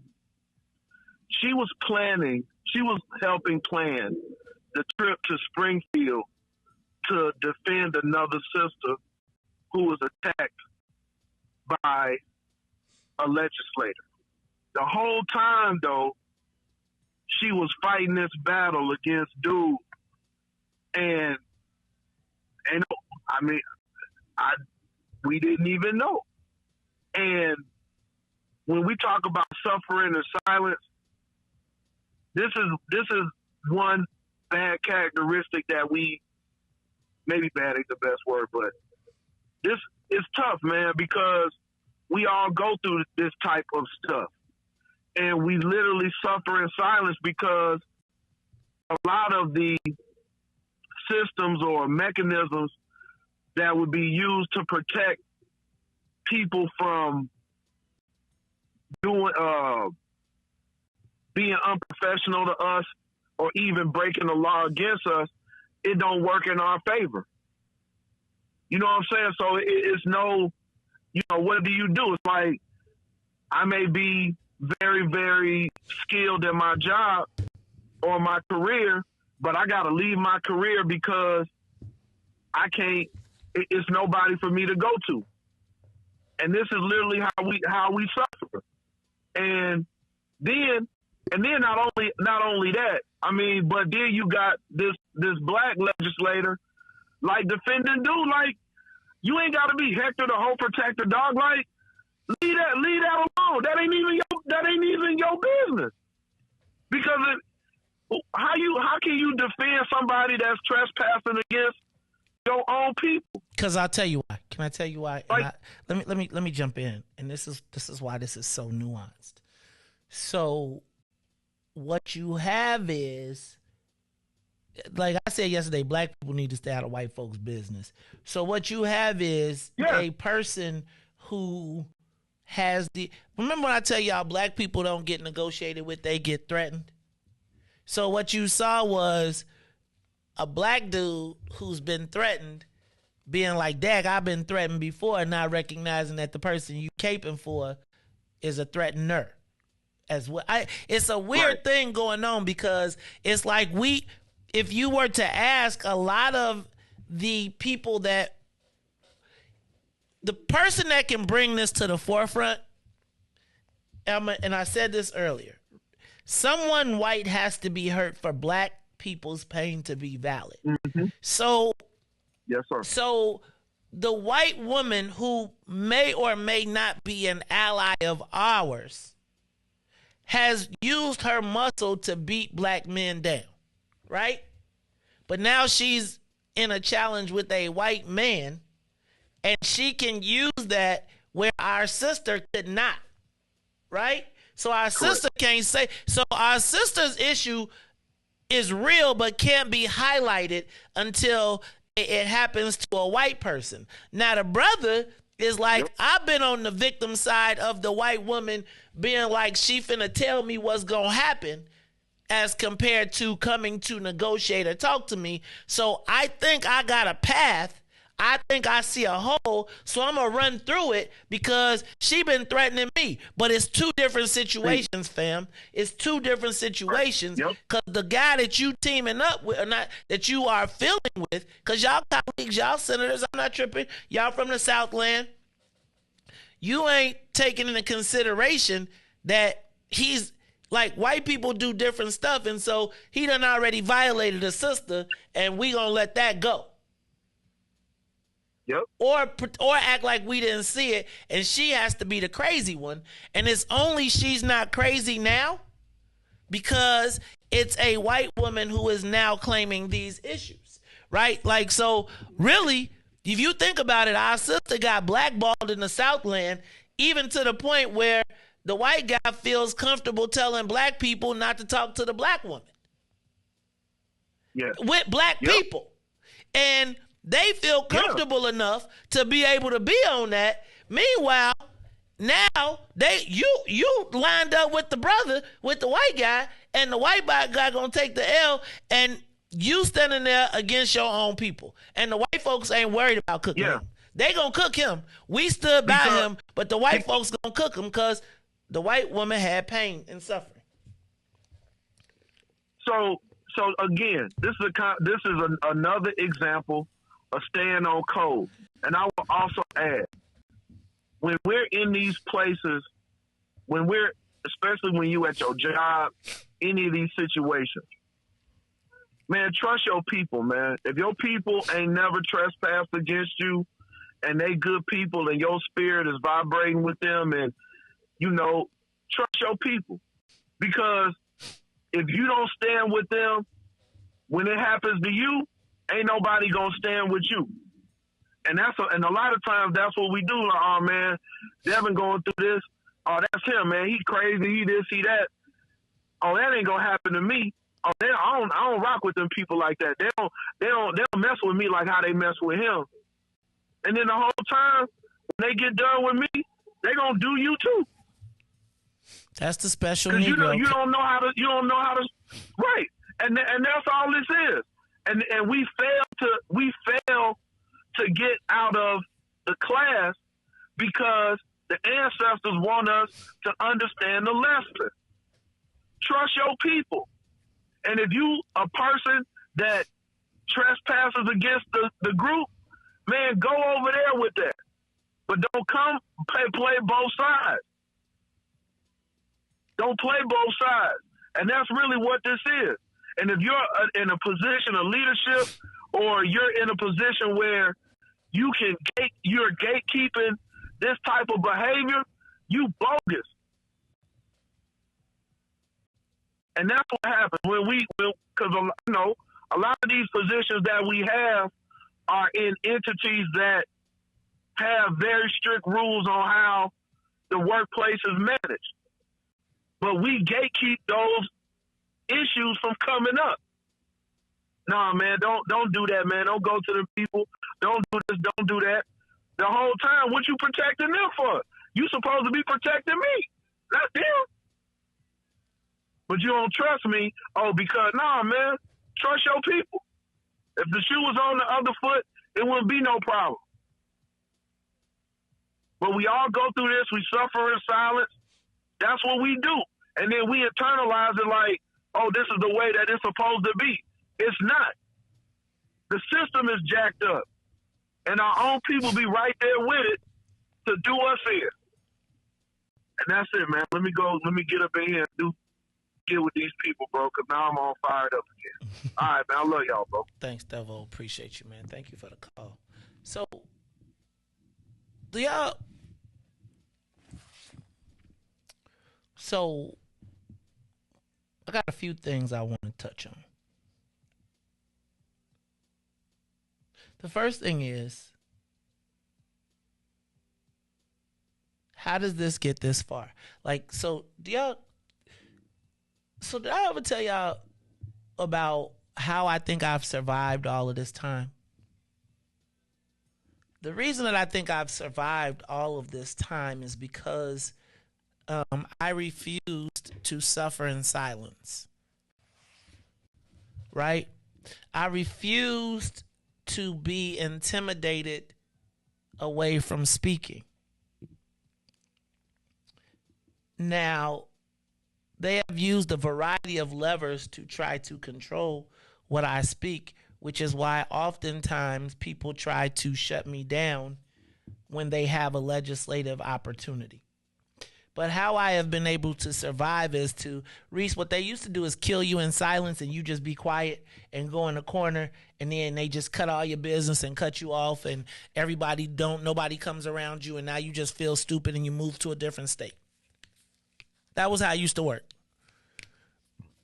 And what they would do is they would get all of the elected officials, but particularly the black ones, to deny you, to be like, you crazy, to be like, I don't want, you know how I tell you when I come in the room, people are like, uh-oh, here come trouble.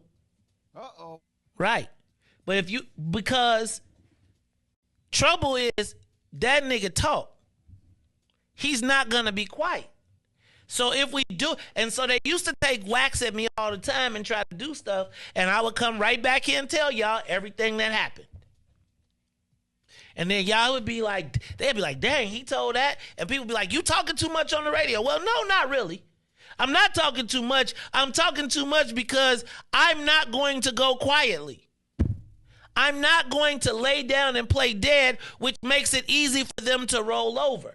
And so what they thrive on and what has happened is there has been a premise where the white folks, when they want to do a black person, they call up their black friends. Fam, we should not be participating in any, dear brother, no matter what happens to the white guy, you can't win fighting a white woman. You cannot. You cannot. And we often get leveraged because, Reese, you know how I tell you I don't forget my friends? But you think there's any white boy in the world that's walking that plank? That's writing a letter saying that the woman that's called, in the era of Me Too, you gonna call the woman the bully? You can't do it. As a black man, you gotta be like, hey, cuz, love you to death, fam. We could do, but I'm not putting my name, cause I'm gonna tell you what. You think this ain't gonna be you think it ain't gonna be no letters?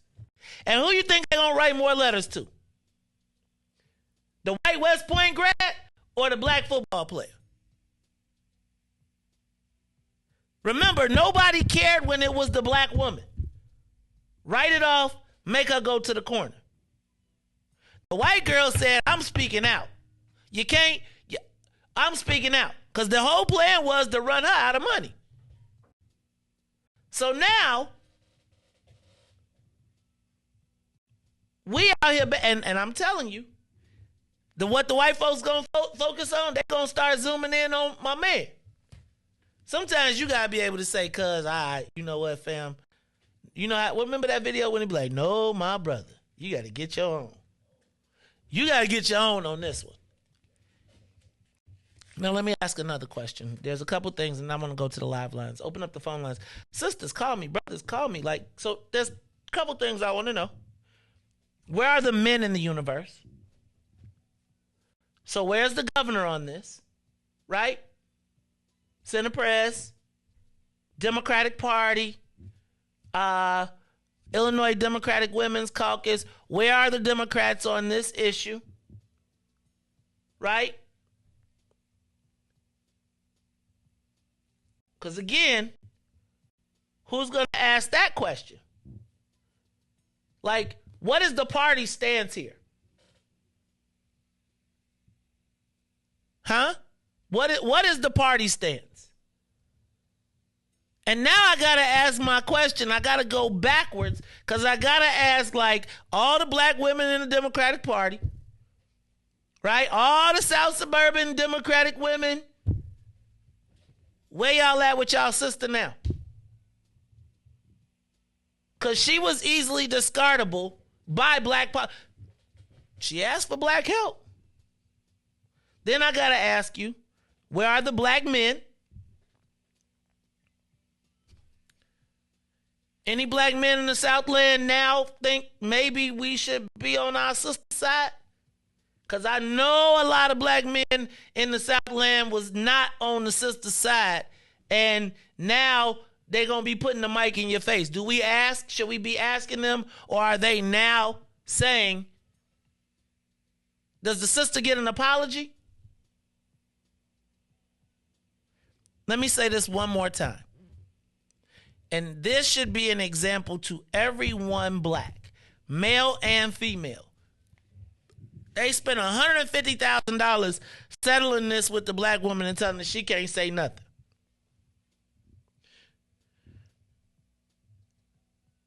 Matter of fact, the sister got blacklisted for telling the truth about what was happening. Nobody believed her. Black pain is only valid when it impacts white people. That's it. Give us a call, 872-259-7474. 872-259-7474. Black men, what we on this? Caller, you on the Mace Jackson Show. Good morning, Maze. This is Hope. Hope! Been there, done that. Hey, man. Hope. No more Hope, right? Hope, I'm pissed. I'm not. I'm gonna call up. I'm gonna say my name is pissed. Don't. You're confusing two things. First of all, Matt was in a professional capacity, so she was handling things in a professional way. And as you know, with marriage, all is fair in love and war. In divorce, it's war. You get down and dirty. And here's the other thing. Yeah, she could have brought this to a head very quick and easy, because politics are dirty. Politicians are like thieves. There is no honor among thieves. So, being in the capacity that she was in, she had dirt on him, but was she willing to use it? Was she willing to put it out there in the public vein? She could have did that during the course of litigation and gotten away with it. I've been there myself. I've done that, and it works. You got to take the FH*T from that politician and wipe it across their face. Don't confuse the two things. She was a professional. She stayed professional all the way, and she maintained her professionalism all the way. She still has that to this day. This isn't necessarily a white or black issue. As you know personally, whenever a black politician is in trouble, there is no help. Whenever a black professional is in trouble, there is no help. You are out there all alone. I saw that with R.J. Dell. That's why I came to his aid. Nobody was willing to help him. I knew what the problem was. I stopped there. I found what it was. He kept the contract. But the other side is with politicians, hey, they aren't to be trusted. They're dirty. When they don't live up to what they profess, then you got to use that against them. I've been there. I don't want to talk about the situation that I was in, but it was very close to you because Senator Alexander was, if you will, the mentor for the person that I was involved with. Not only did that person not win again, everything that I put in the public vein came back to haunt her. Thank you, Maze. Oh, all right. Dang. Senator, you talking about at the Scallies? Goodness gracious. Hope went all the way back. So let me say this on the Cassandra thing, though. Hey, man. I don't know if y'all ever been, I think, okay. So first of all, as a woman, and to be in a situation where you know that the black men ain't going to really get your back in the space, you got to think about it. And I'm telling you that I don't think there was any thought, any fear of using threats and intimidation, right? I don't think that we're conflating the two things. I think the biggest thing that I am saying is that when Cassandra had her issue, which was ongoing, the black mob formed against her. Does that make sense? Like, you know how I say, like, you can't be comfortable enough. Like, I don't know that I can sit in a room with a bunch of black people, black men, and watch a sister get. Have you ever been somewhere, Reese, where like a white guy calls a sister a B? Oh yeah. How do you respond? Right? Like, where he feel comfortable enough to do it. And I feel like that's one of them socially awkward situations. But how do you get comfortable enough? And it took white women's pain to highlight this issue. Cassandra would have died on the vine. Well, she wouldn't have died on the vine because she's still out there fighting. And I'm telling you that they can talk about it. We can't. Jim Walling was like, hey, I'm not having. He yelled at me. He banged on the table. He pointed his finger. Reese, I got to tell you, there's a lot of people. That's regular existence. Depending on what job you do. I don't know, man. I just think it's the difference in how this is now being treated. Does it take white women or white people to validate black pain? For somebody to be like, oh, that really could hurt. Because, you know, they think we got a higher threshold of pain. They think we can survive with less money. And I think where you see the Napoleon Harris piece jumping in is that whole thing of black people not being negotiated, being threatened. So there's two different dynamics. And I think my brother, if he had that issue, should not have used the Cassandra, like, knowing that it's a women's domestic issue. You just don't, like, you can't win touching a women's domestic issue, not as a man. And as a black man that's oversized and muscular and whatever, they can tell whatever story they want to tell. And no matter what happens to Mike Hastings, they still gonna come back for you, right? And so I just want us to be thinking about that, because that we don't got to be, we got our own problems. And I like Senator Harris, but I say we can't be jumping on grenades. We got our own problems. We need our people fight jumping on our own grenades. Look, y'all, it's the Maze Jackson Show. We'll be back after these messages.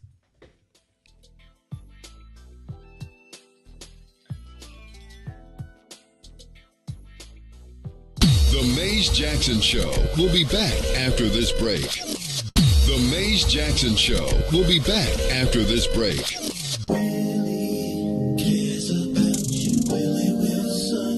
The Willie Wilson Foundation and Urban Field Operations is having the first voter registration program since Harold Washington, and we need volunteers. Call Coach Al if you would like to register people to vote. Call 773-431-4664. 773-431-4664. This is Senator Ricky and register and vote. Urban Field Operations. Final Explosion Entertainment. Blaze Thrift Store. Andre Smith. Eyes Associates. Network Coalition. This is Brother R.C. Williams from Williams Juice Service. Marsha Fountain, Images Design. This is Daryl Smith. Keith Harris, Nashville Black Wall Street, Chicago. Register and vote. Hi, this is Dr. Willie Wilson. I need you to register and vote. Many people have lost their lives in order that we can have a right to vote. So please, register and vote. Call 773-431-4664 or stop by 2946 West Madison. Register and vote.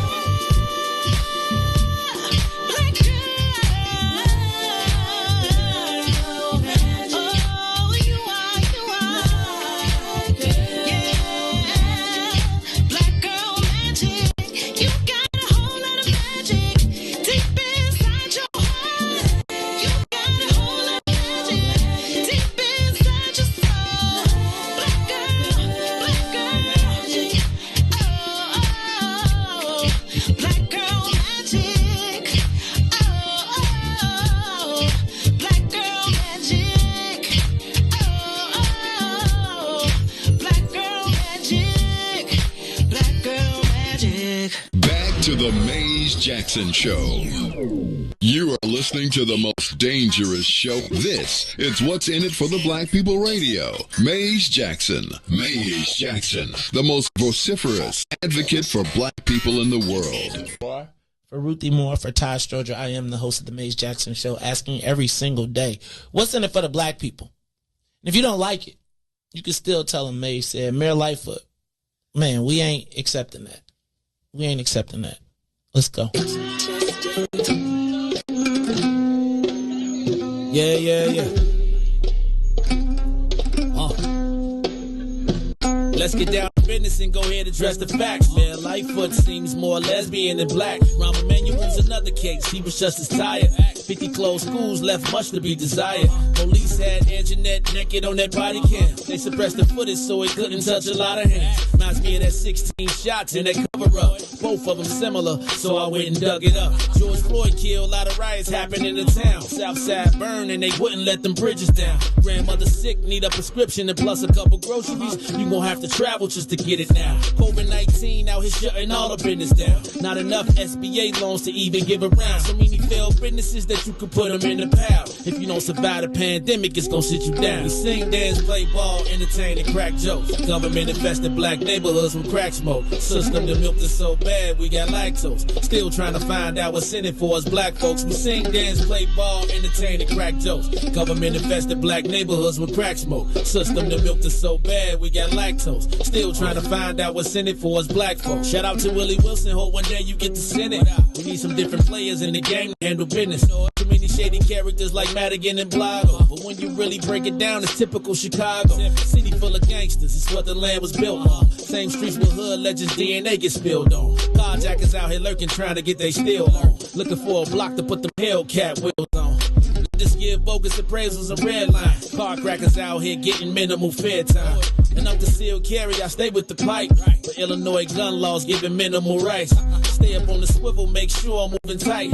Check all of my mirrors when I pull up to the light. Pick my homie up from out of town, man, he caught a flight. He was hella nervous, told him, shorty, this is a way of life. We sing, dance, play ball, entertain, and crack jokes. Government infested black neighborhoods with crack smoke. System that milked us so bad, we got lactose. Still trying to find out what's in it for us black folks. We sing, dance, play ball, entertain, and crack jokes. Government infested black neighborhoods with crack smoke. System that milked us so bad, we got lactose. Still trying to find out what's in it for us black folks.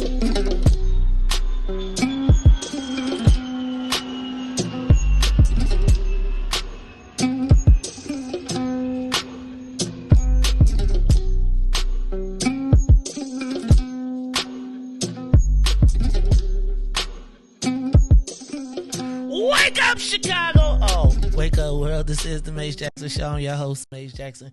Got my man DJ Reese roll on the ones and twos. Reese, turn on my give me my not my switcher. Well, yeah. I want you to get me. Hold on, come on. Get me. I'm gonna go to the computer. And I just, before we get into something, I just want to have a little inspirational video. Because y'all need some inspiration. Because sometimes I be just straight telling y'all bad stuff. So I just want to get a little inspiration. So, Reese, turn up the volume. Turn me up in my headphones. I am ready to go ahead and kick this off. Let's start. Get into something. I just want to have a little.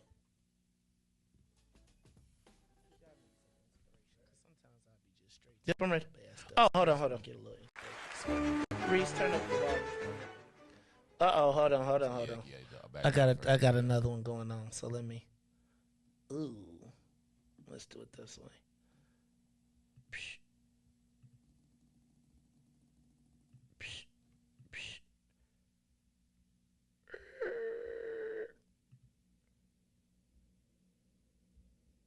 Let me see. I got it. I feel like I want to give y'all just a little bit of inspiration today, and I think I might have just. Okay, I got it. Ready? Hold on. It's coming. Ooh. Well, maybe I need to. Let's go back. Let's see if we can find it. Anyway, it's the Maze Jackson Show. I'm your host, Maze Jackson. My man, DJ Reese, the ruler on the ones and twos. It is the 8 o'clock hour, and I wanted to give you all a little inspiration, but I seem to not be able to find it. Or it could be coming in a minute. But did you all watch the Emmys last night? I did not. But I did see the speech of Cheryl Lee Ralph, and I thought it was excelente. Hold on, let me see. Come on. All right, here we go. Let's come back. All right, ready? All right, Reese, I'm ready. Turn it up. Here we go. Cheryl Lee Ralph.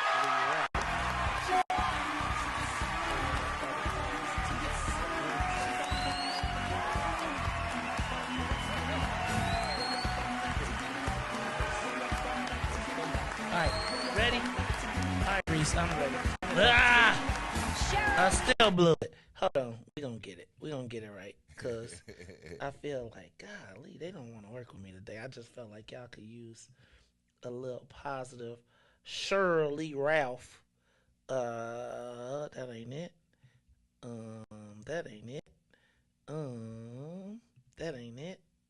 Oh, I want to do this one too. All right, you know what? We'll save Shirley Ralph for the end. But Reese, I want to do this one because I be feeling a certain way with the usage of racism. All right, so let's do this. Let's. I'm gonna play this.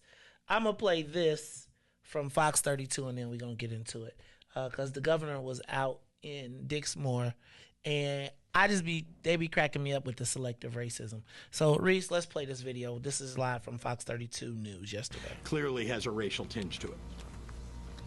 Wait a minute, Reese, stop, back. What I want you to do, you got my joint in there though? You know, my least offensive. You got that? I know you probably got that on the queue now, right? Look at my man.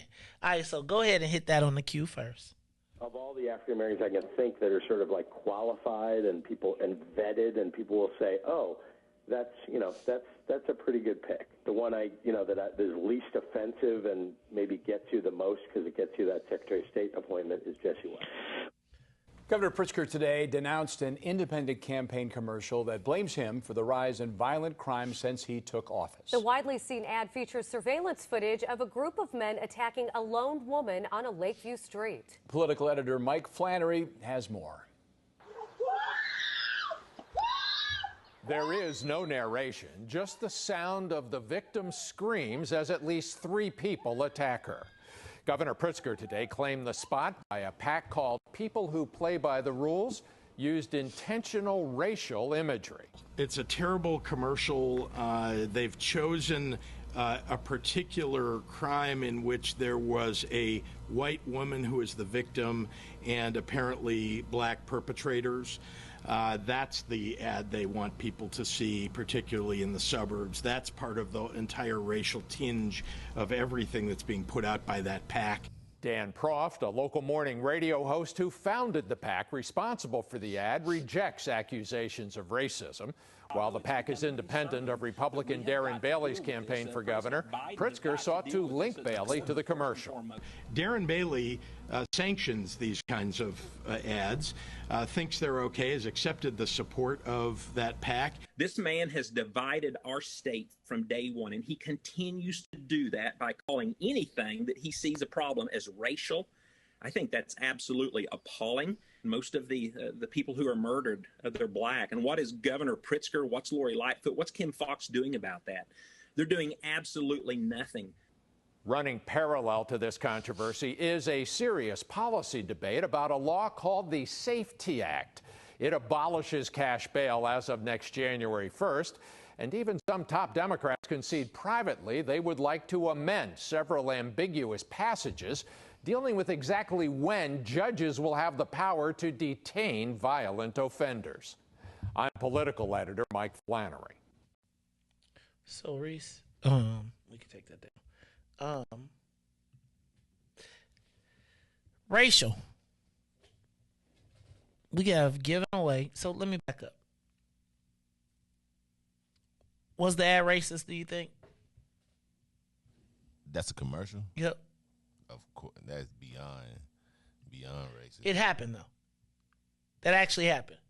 That's actually live footage from a Ring camera that happened last week on the north side of Chicago. I guess my question becomes,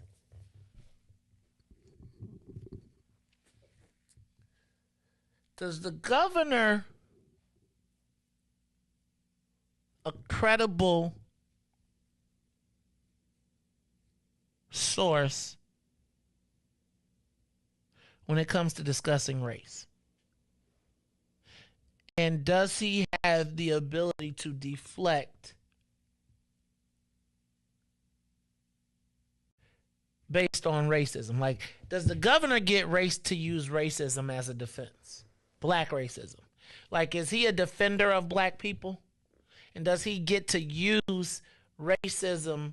Does he get to point to Darren Bailey as racist when, quite frankly, he spent the most money to get Darren Bailey elected because he did not want to face a black candidate? Y'all, it's really, like, I be feeling like I'm in bizarro world some days. So here is our governor. And the thing is, it's like, it's all politics. I guess the part that's frustrating to me is, like, it's politics. So Governor Pritzker, who spent a record amount of money to defeat a black candidate, he paid money to the Republic. He advertised for Darren Bailey to take down Richard Irvin, who looks like us but thinks like them. Remember the Willie Horton ads that I was telling you about? The ads of Richard Irvin.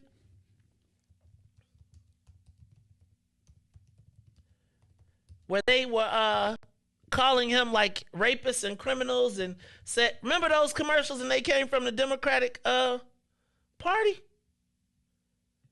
From the Democratic Governors Association? And now they now get to call Richard Irvin a racist. And then guess what they do, Reese?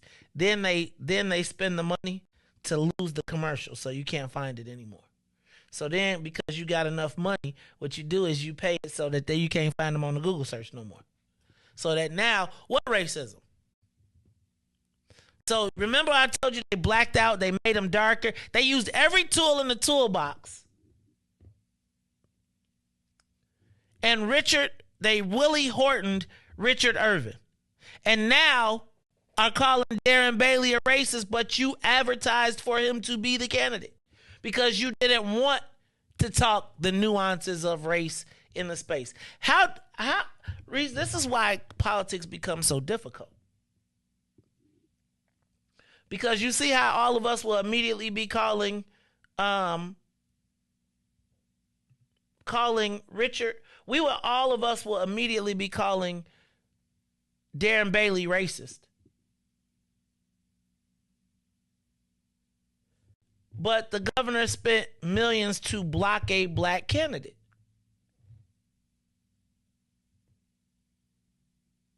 All the while, I still have to ask, anybody saying anything about Senator Hastings? And, Reese, they gave away yesterday $1.2 billion in property tax relief, right? Guess where they did it at, Reese? A few blocks from Dixmoor. No. Yeah. So, Reese, like, my question is, like, which racism do black people, like, which racism do we accept? You know, like, here it goes. Let me read this to you.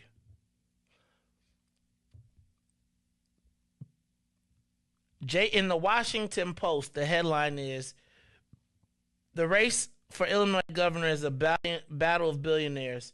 J.B. Pritzker spent $30 million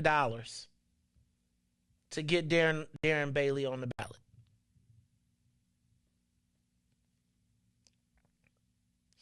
Guys,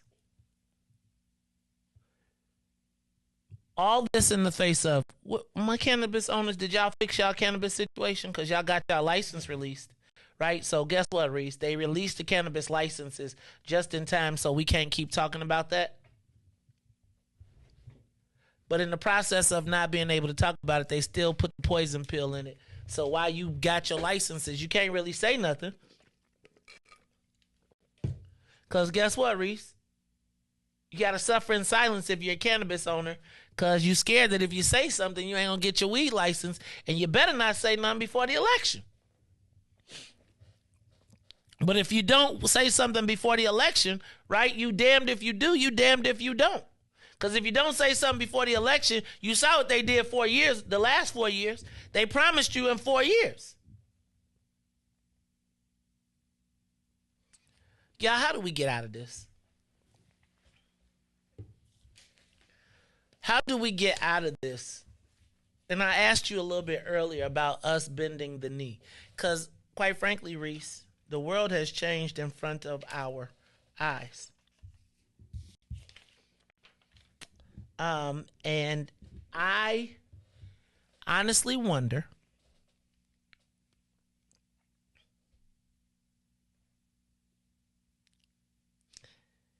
if black people are prepared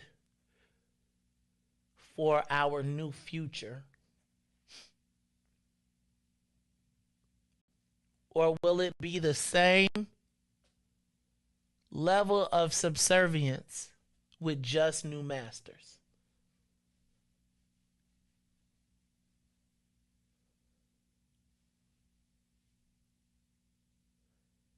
And what is the most important election to the black community? I'm not sure that I have heard the governor or any executive level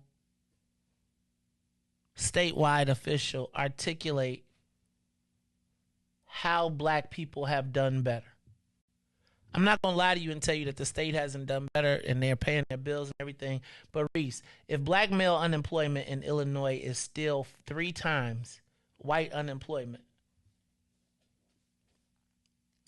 if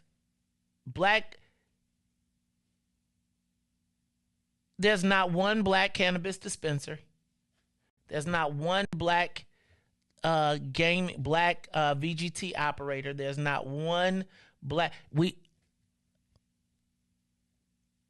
how do we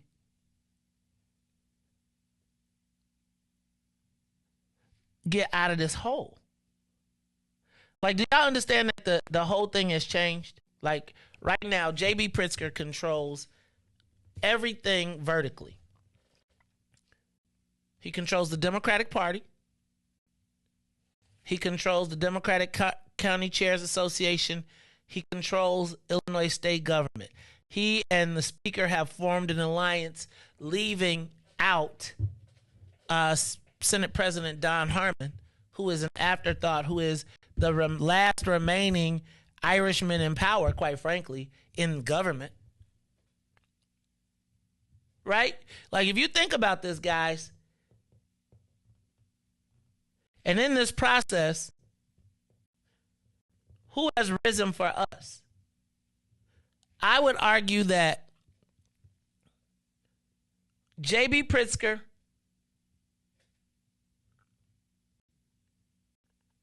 has put his arms around the state and has it in a bear hug.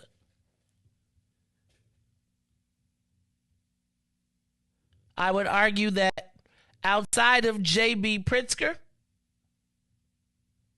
the next most powerful elected official, perception-wise, in this state is who? Chuy Garcia.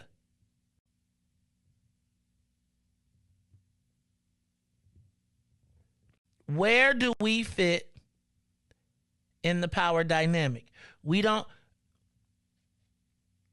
The Secretary of State leaves us this in 2 months. We have the Attorney General, but the Attorney General spot is not a political power spot. Tremendous amount of. So tier one, I would say that we have the Speaker in alliance with J.B. Pritzker. Smart place to be because J.B. is in power. But I think that what we have just seen is the excavation of the traditional white Irish power system that ran city, county, and state government is now abolished, and it is now moving to the hands of a new generation. And while we should be assuming our rightful place, I don't know that we have anybody in the pipeline that equals in power. I think that they've done a very good job of utilizing Secretary of State Jesse White to keep us from asking about that spot, about who is the black person. And I think that what J.B. Pritzker has found is in Jesse White a powerful figurehead that is non-threatening. Some would say least offensive. But the point being, even if you look at us, when JB talks about the future, well, let's back up. When he talks about the future for Latinos, he's talking about Chuy Garcia. When he puts his forefront is Chuy Garcia and Lisa Hernandez. For us, both with upward trajectory. For black people, there is no value in creating anyone with power. Because if you create anybody black with power, then they can compromise your base. Right? So what do I want, Reese? I'm not going to promote a young, strong, black, independent politician. I'm going to take a young warrior. I'm going to have my man, shout out to Christian Mitchell, deputy governor, who provides them a black swordsman.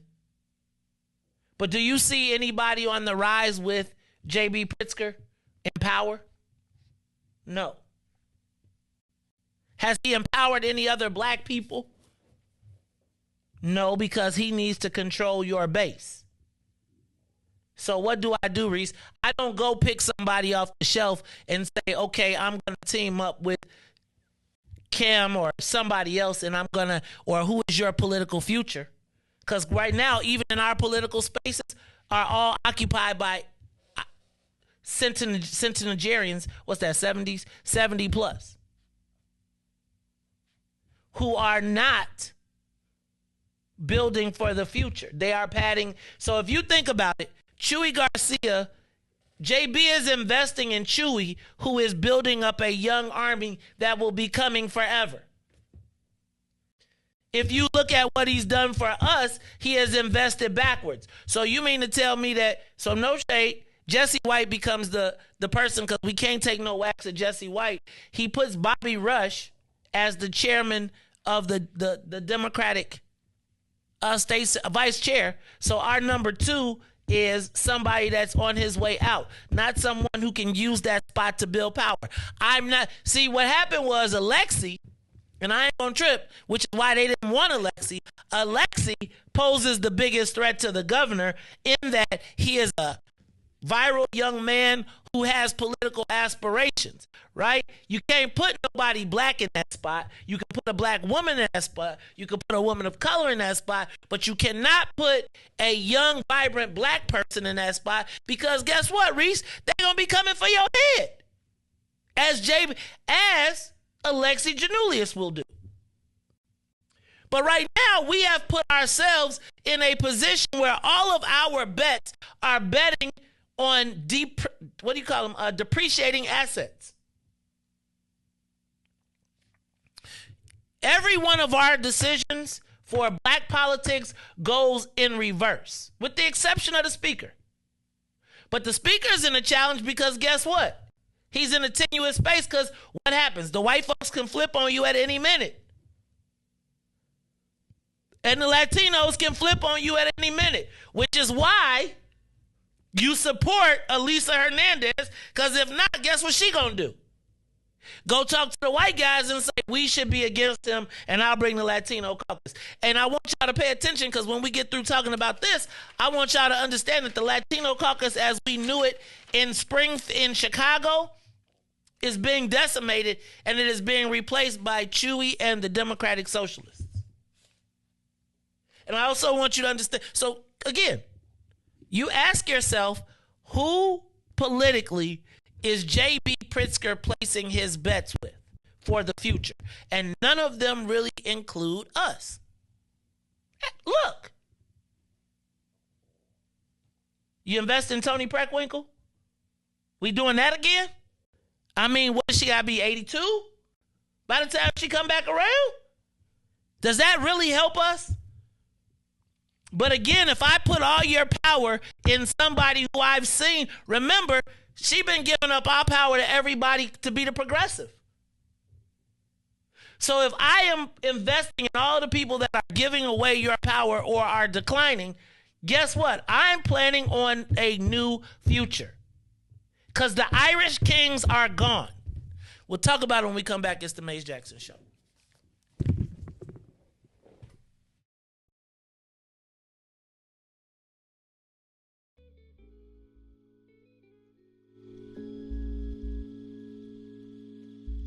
Maze Jackson Show will be back after this break. Maze Jackson. Caller, you on the Maze Jackson Show? What's up? Hi, this is Katie. How are you? Hey! Okay, hold on. I'm going to make an official nomination right now that we make Katie the new president of the phone club. Reese, can I get a second from you, man? I second it. All right, it's been moved and properly seconded. Everybody tuned in on Facebook, YouTube, Twitter, or Twitch. If you vote that Katie should be the new president of the phone club, please signify by saying aye. The ayes have it. Congratulations, you are now the new president of the phone club. Katie from Ashburn. We did it. We did it. You're going to be the next president. How you doing, boss lady? Fine. Thank you. I accept that nomination. Thank you. All right. You got drafted. Maze Jackson. It's the Maze Jackson Show, where every single day we ask the question, what's in it for the black people? And if you don't like it, you can still tell them. Maze said, we out of here. Peace. And now, traffic and weather.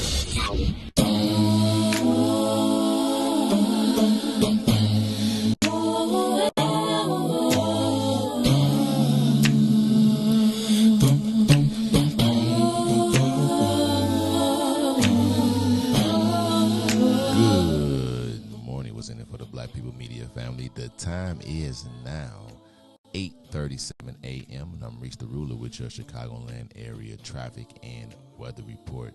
As we head over to the Kennedy, overhead to the Loop is an hour and a half outbound to O'Hare is 52 minutes. On the Edens Deerfield to the Exchange, 74 minutes. Exchange to Deerfield will be an hour and 6 minutes.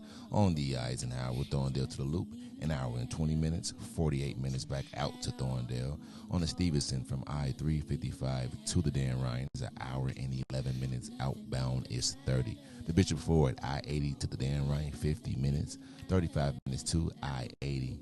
While the Dan Ryan is 27 minutes to the Loop, 12 minutes to 95th. On DuSable Drive South, 55th to Jackson is 18 minutes. Jackson to 55th is 7. On the north side, Randolph to Bryn Mawr 8, Bryn Mawr 2, Randolph 19.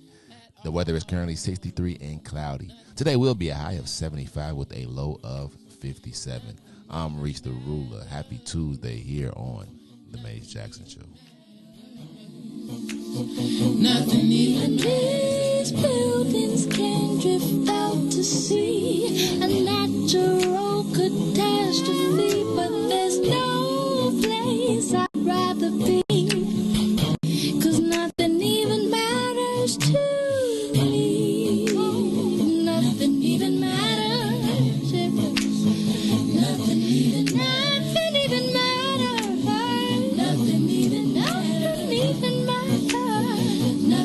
You're part of my identity. I sometimes have a tendency to look at you religiously, but nothing even matters to me. You are listening to the Maze Jackson Show. I'm your host, Maze Jackson. Got my man DJ Reese the Rule on the ones and two. I got a couple things and I'm gonna speed through it in this next segment. I got about a half hour left. First of all, another alderman retires. 31st Ward Alderman Ariel Raboyris retires. That makes the count 15. 15 new aldermen will be in the city council based on this election. And I think it's important for me, Reese, that understanding that I've got to develop a new mentality. Recognizing that the old alliances are no longer, you know what I'm saying? Like, the old peace treaties ain't there no more. It's nobody there who remembers them, right? And so, the people that was once your enemies could be your friends. The friends could be the enemies and vice versa. And I was watching Chicago Tonight, and they were talking about the Democratic Socialists.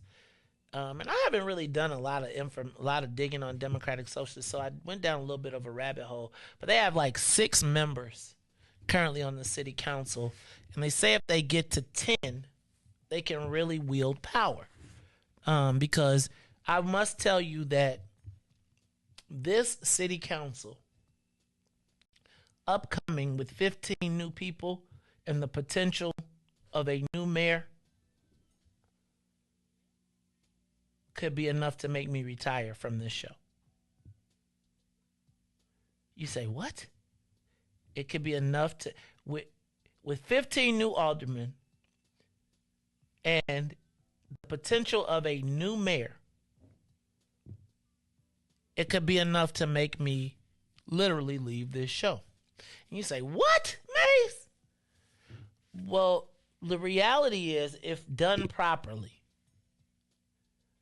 all of the things that we've talked about on this show would need to be full-time worked on with a new team. Does that make sense? So, like, I'm a lobbyist. In the world of lobbying, to be a city council lobbyist during the era of Mayor Daley was worthless. Why?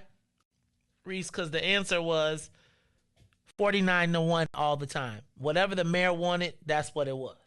So you really had no chance to lobby the members to try and persuade them, because they'd be like, what the mayor say? And so all the big businesses just went straight to the mayor, and they never really went to the aldermen, etc. Right? Then in the Rahm Emanuel era, Rahm, understanding, because he was a Washington, D.C. politician and understanding the lobbyist world, he created an environment to allow his friends to become rich as lobbyists, right? Why do he care that you got to hire a company to talk to him if that's going to be his company? I mean, they're going to do what you ask them to do, right? So Rahm created the lobbying industry at city council, but he still got what he wanted. Mayor Lightfoot has essentially decimated the process, except for people talking to her, because she has proven that even if you do a deal with her, or if you do work something out, she will double cross you. She will take your money and she will run. She'll take your money, run, and still screw you over. But Reese, if there's a new mayor and 15 new aldermen, all of the old relationships that corporations and people count on have to be rebuilt. They got to find somebody who's going to take the time to get to know all 15 new aldermen. What they like, what they don't like, who their friends are, who their friends aren't, what are the issues that they concerned about, etc. And so, Reese, I have to change my mentality. So I was looking around. I looked at the Democratic Socialist website. I would tell you all should go through the Democratic Socialist website. Then you should go check out their Afro Socials, because they have a whole division, Reese. Now, can I tell you, they got a whole division of the Democratic Socialist Party where you can't participate. They won't even let you sign a mailing list unless you you BIPOC. Now, I ain't with all the BIPOC stuff, but they got a whole thing where they say you can't even be on our website. You can't even be in our pages. We won't even send you our newsletter unless you BIPOC. So I was thinking about the fact that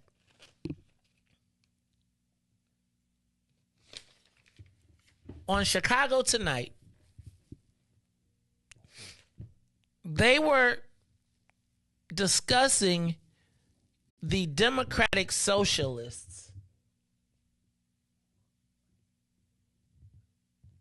from the position of their role in the power dynamic.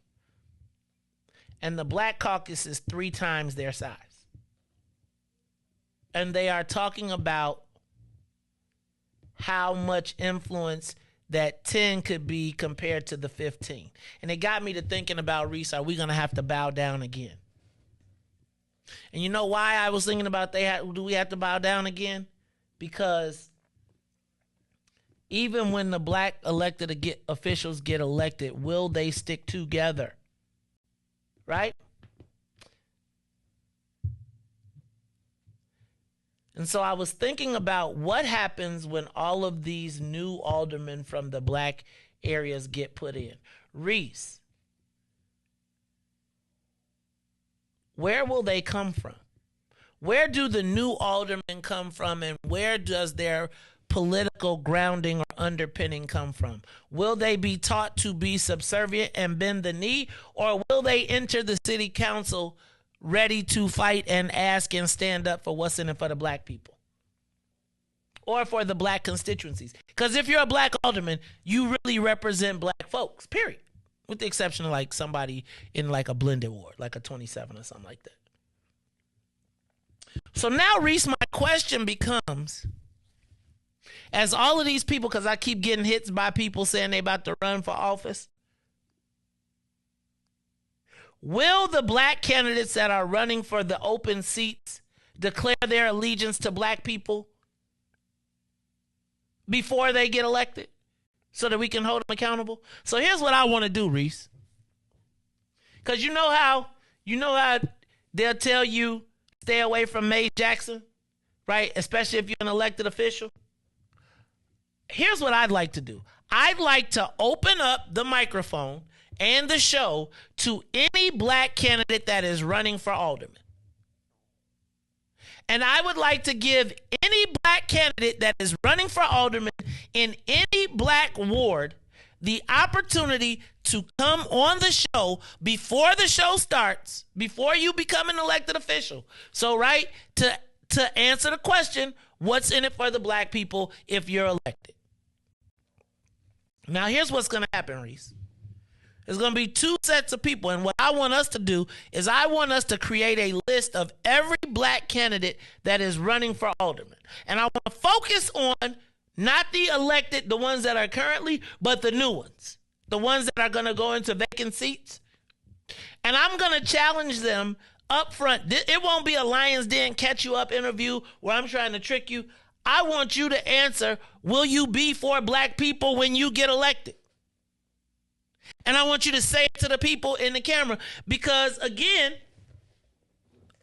I'm not going to ask you your position on abortion. I'm not going to ask you your opinion on streets and sand. I'm not going to ask you about the mayor. I'm not going to ask you about your family. I am going to ask you to tell the black Chicagoans that you hope to have elected you, that you will put black people first when you are making your legislation. Now, again, this ain't you running for the governor. You ain't running for mayor. You're running for a primarily black area. And then, Reese, and whether I like you or don't like you, and I think I did a good job during the primary for people that I didn't like, to be fair. I ain't called nobody out. I ain't diss them on air, nothing like that. And trust me, there were people in here that I do not get down with. But I feel like right now the litmus test needs to be, are you scared of your own people? Are you scared to answer the question, what's in it for the black people? Again, you ain't got to, this ain't Mace Jackson, you ain't got to endorse me, but here's what we know. What we know is that the Democratic Party will tell you that if you go to the Mace Jackson show and talk, that you got issues. But all I'm asking you to do is talk to the black people. I ain't asking you to diss nobody. I'm not going to ask you who you supporting. I want you, as a candidate, to be willing to tell black people that you will put their self-interest first while you are their alderman. Now, if you got a mixed ward, the smart answer is, yeah, I'm going to put black people first, but I'm going to deliver the resources to the rest of the constituents based on their needs of service. I'm cool with that. But will you run from what's in it for the black people? Will you run from the concept of black people first? Because I'm going to tell you, there are people right now that the mayor's office is trying to recruit that will tell you that you can't go talk to Mace Jackson.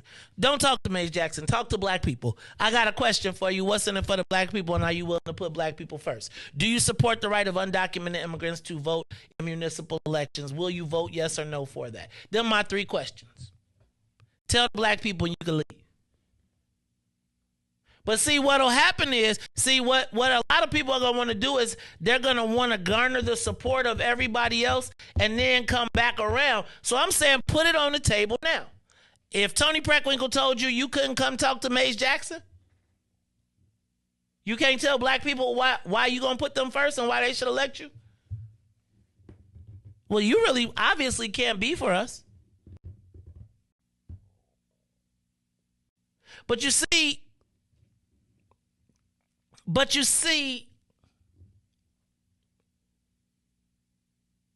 we have an opportunity. Did you know that the Democratic Socialists suspended Andre Vasquez?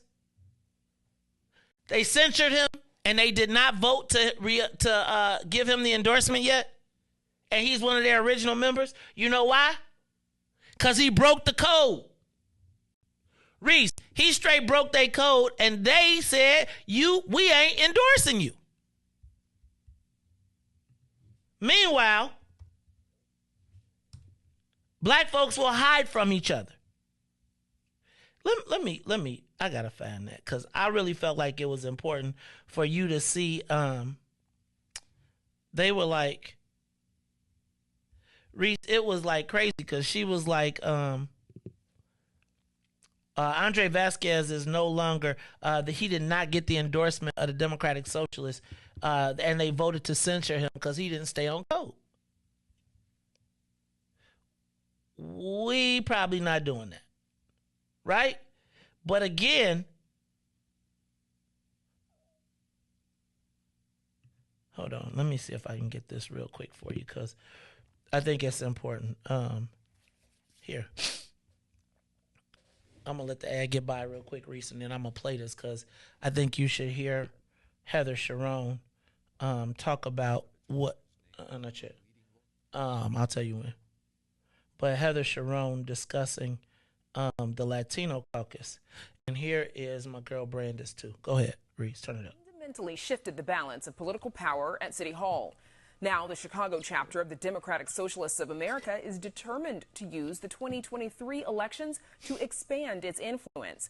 WTTW News reporter Heather Sharon joins us now with more. And Heather, before we look ahead to the 2023 City Council elections, help us understand what the election of those 6 socialists to the Chicago City Council. Now remember, you got 15. Well, that group of older people have consistently pushed a platform that was sought to reduce the budget for the Chicago Police Department, to expand the city's safety net.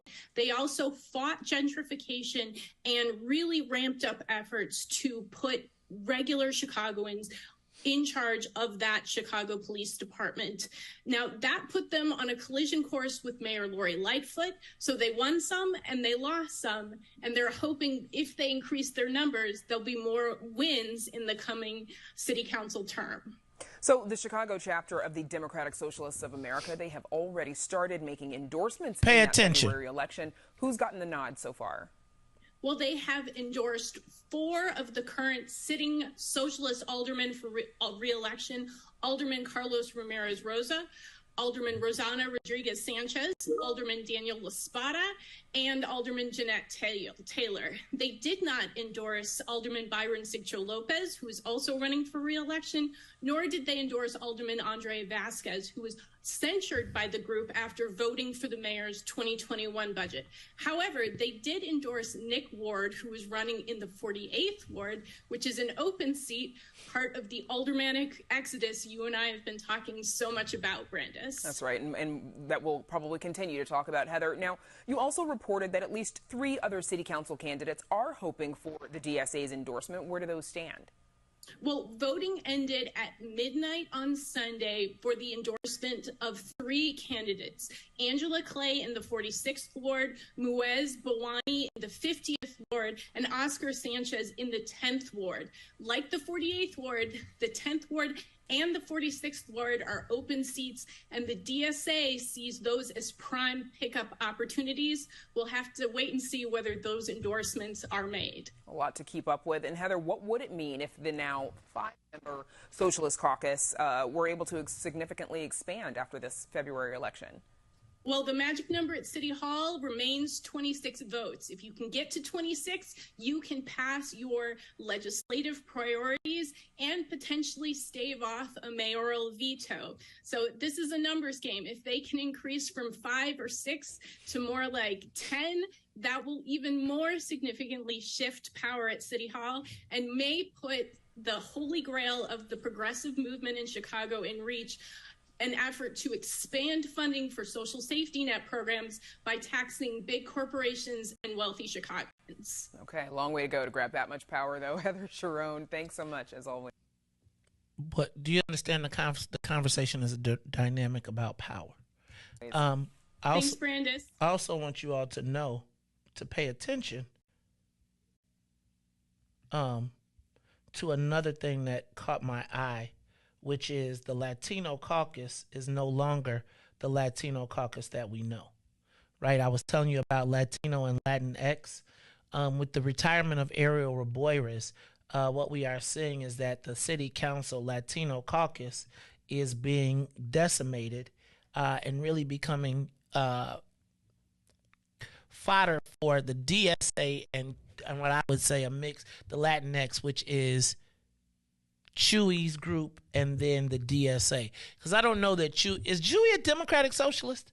I'm not sure that he's a DSA. I know he's down with Bernie Sanders and in that space. But what you now see, guys, is with the removal of Ed Burke, with the removal of Ariel Raboyres, with the removal of George Cardenas, right, with the removal of Ray Lopez, Gilbert Villegas is probably going to be a victim. We know that they are targeting him as well. The Latino caucus that you knew is no longer that caucus. The Latino caucus will now probably be more decidedly of the Latinx persuasion as compared to the traditional old Mexican and Puerto Rican establishment that was in the place. Which leads me to ask, where do we go as black people? I also want to point out that you guys, yesterday, Justice Ann Burke announced that she would be retiring. Political analyst, former HDO chief Victor Riis says that, according to the Sun-Times, that it looks like he may not be running for re-election. Reese, the 3 Irish crowns that I think if you would have asked me 15 years ago, would their dynasties ever end? I would have told you no. I would have told you that the Daleys, the Madigans, and the Burkes would rule Illinois forever. Mike Madigan snuffed his future when he refused to step down and let his daughter take on the mantle. Mayor Daley bowed out, but we saw his nephew, who was the continuation of the legacy, convicted and sent to federal prison.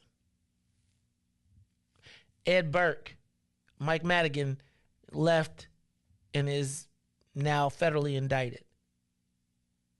The feds got a Daley. And now, November of 2023, Ed Burke will face trial.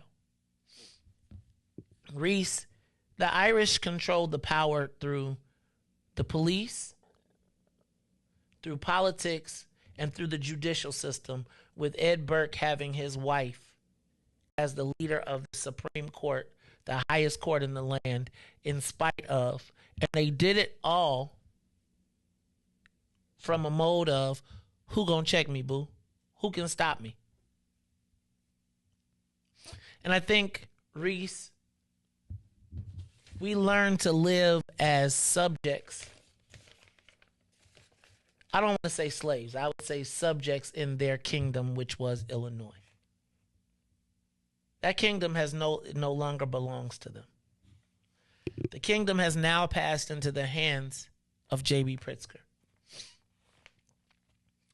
And the royal court is still in formation. Now, we know that the hand of the king, although they may not consult, it's a Game of Thrones reference, is Chewy Garcia. Right? So if I'm J.B. Pritzker, Chewy is betting on the future and built an organization on the rise. while J.B. Pritzker continues to pour resources and continues to parade the beloved Jesse White, because nobody can say anything about him. No one can take a whack at him. But they continue to pour our investment and say we've done it over here.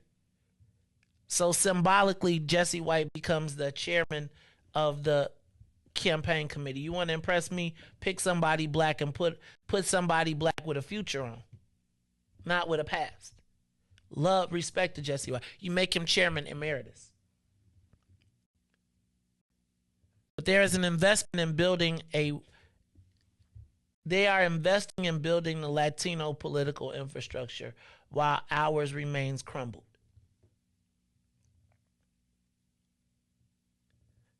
Every day, another day goes by, and they tell Harvey, they tell Country Club Hills, they tell Calumet City, y'all special Negroes. Don't worry about them people over there with their 5,000 and no water.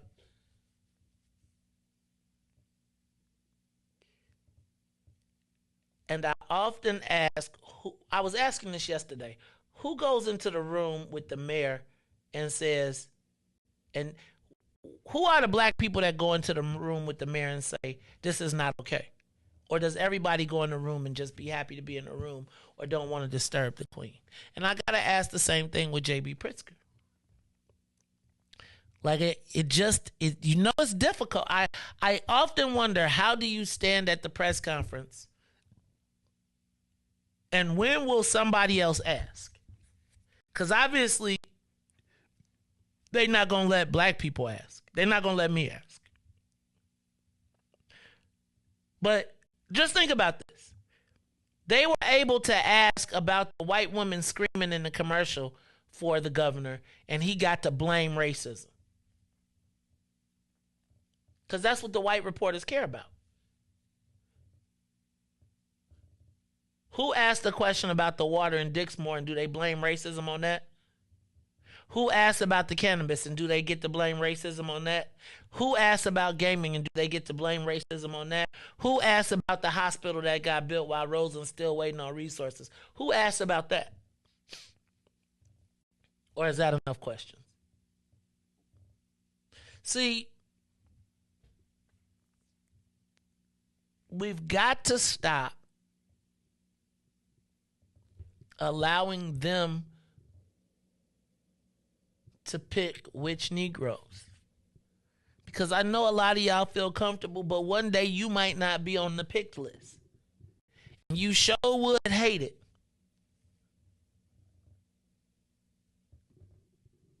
to be at the party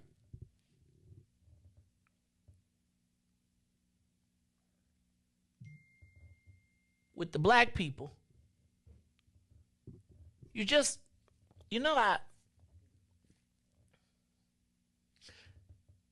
Black pain only counts when it impacts somebody white.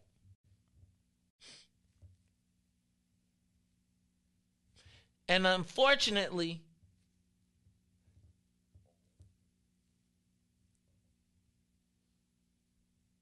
they know that we're not a monolith. So let me tell you what the monolith says right now. The monolith says, we not them Negroes over there with no water. So we're not a monolith. Tell us our water, that's all. Whew. We have allowed ourselves to be... When last time you saw a white guy run to the defense of a black person?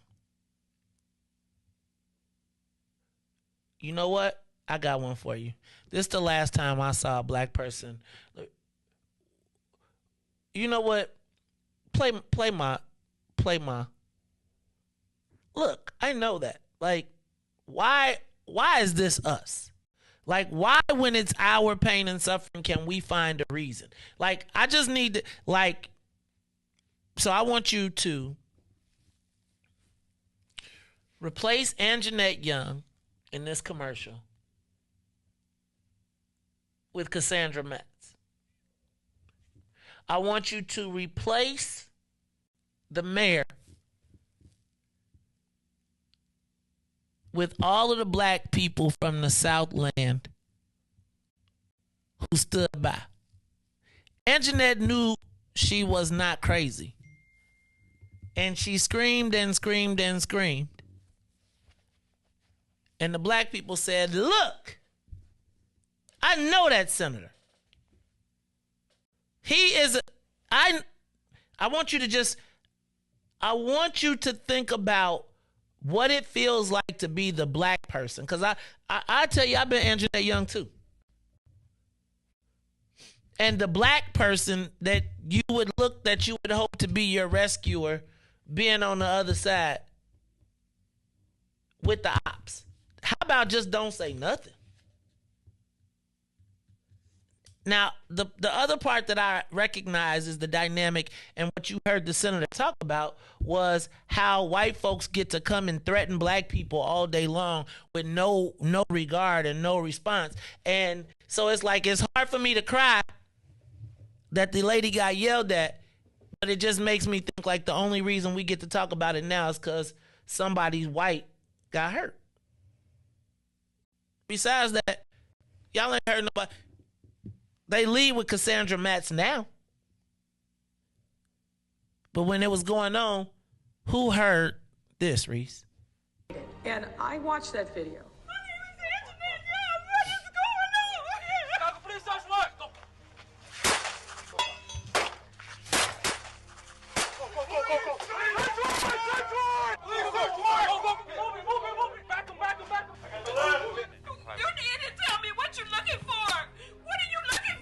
Now, this case was litigated in federal court. The federal judge put in place an order. There's allegations that she has violated that. A federal judge put rules in place. It's for that judge to determine whether or not that was appropriate. I'm not going to sit here and second guess a federal judge or how the information related to that matter was handled. That's for that judge who I know and is very competent and I'm sure will be fair in assessing. Because the COPA has not yet made a decision in 22 months on this? I just, look, we got to fess up and we got to clean it up. You had the wrong place! You got the wrong house! You got the wrong house! We will and we must continue to say her name.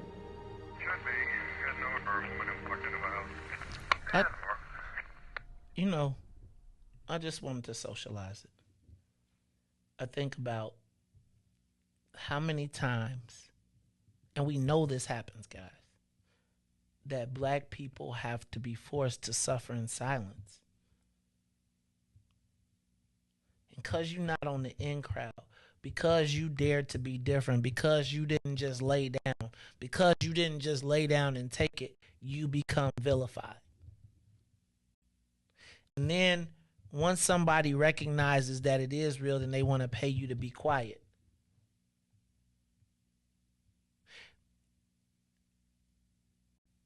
That Anjanette Young commercial, I just want y'all to put our sister in that spot. Let her be the one violated. When she goes to the person that should give her justice, let it be the black elected officials that be like, nah, I know, dude. You the one that's bogus. If this was an MTV special, if this was something else, we'll be all on TV talking about how crazy, and we'll be all outraged. We'll be ready to get on a bus. We'll be ready to go hold some signs and go protest. Right? But when it's at the crib and it ain't sexy, I just want y'all to remember, our sister got on the bus. I want everybody to remember, she got and led the bus trip. And now I understand why she was so fervent about doing it. Like why she was so passionate about it. Why she made sure everybody had breakfast. Because you know what it's like. I know what it's like to be left to die and all the black people walk over your dead body. With the white guys. It's embarrassing. It's a sad feeling when people that you know you would give your life for, and that might be a little extreme, but that you know you would fight for, that you would stand for. And it's cooler to be on the in club. Black pain and suffering is for the profitability of others, right? It took Cassandra Matz for Jen Walling to make sense. It's the Maze Jackson Show. I'm your host, Maze Jackson. This is the end of the show today. I'm sure that now, tomorrow, there'll be, again, in defense of black women, the attacks will be, who the hell does Maze Jackson think he is? Family, I'm not going to stand around while people be abused by any of them. That's why I always tell y'all, don't bring a rope to the lynch. Y'all going to make me, though. Look, y'all, this is the Maze Jackson Show. So for Maze, Reese, and Ruthie, I am the host of the Maze Jackson Show. Every single day, we ask the question, what's in it for the black people? And if you don't like it, you can still tell them. Maze said, we out of here. Peace. Let's get down to business and go ahead and address the facts, man. Lightfoot seems more lesbian than black. Rahm Emanuel's another case. He was just as tired. 50 closed schools left much to be desired. Police had Anjanette naked on that body cam. They suppressed the footage so it couldn't touch a lot of hands. Reminds me of that 16 shots in that cover-up. Both of them similar, so I went and dug it up. George Floyd killed, a lot of riots happened in the town. Southside burned and they wouldn't let them bridges down. Grandmother sick, need a prescription and plus a couple groceries. You gon' have to travel just to get it now. COVID-19 out here shutting all the business down. Not enough SBA loans to even give around. So many failed businesses that you could put them in the pile. If you don't survive the pandemic, it's gon' sit you down. We sing, dance, play ball, entertain, and crack jokes. Government infested black neighborhoods with crack smoke. System that milked us so bad, we got lactose. Still trying to find out what's in it for us black folks. We sing, dance, play ball, entertain, and crack jokes. Government infested black neighborhoods with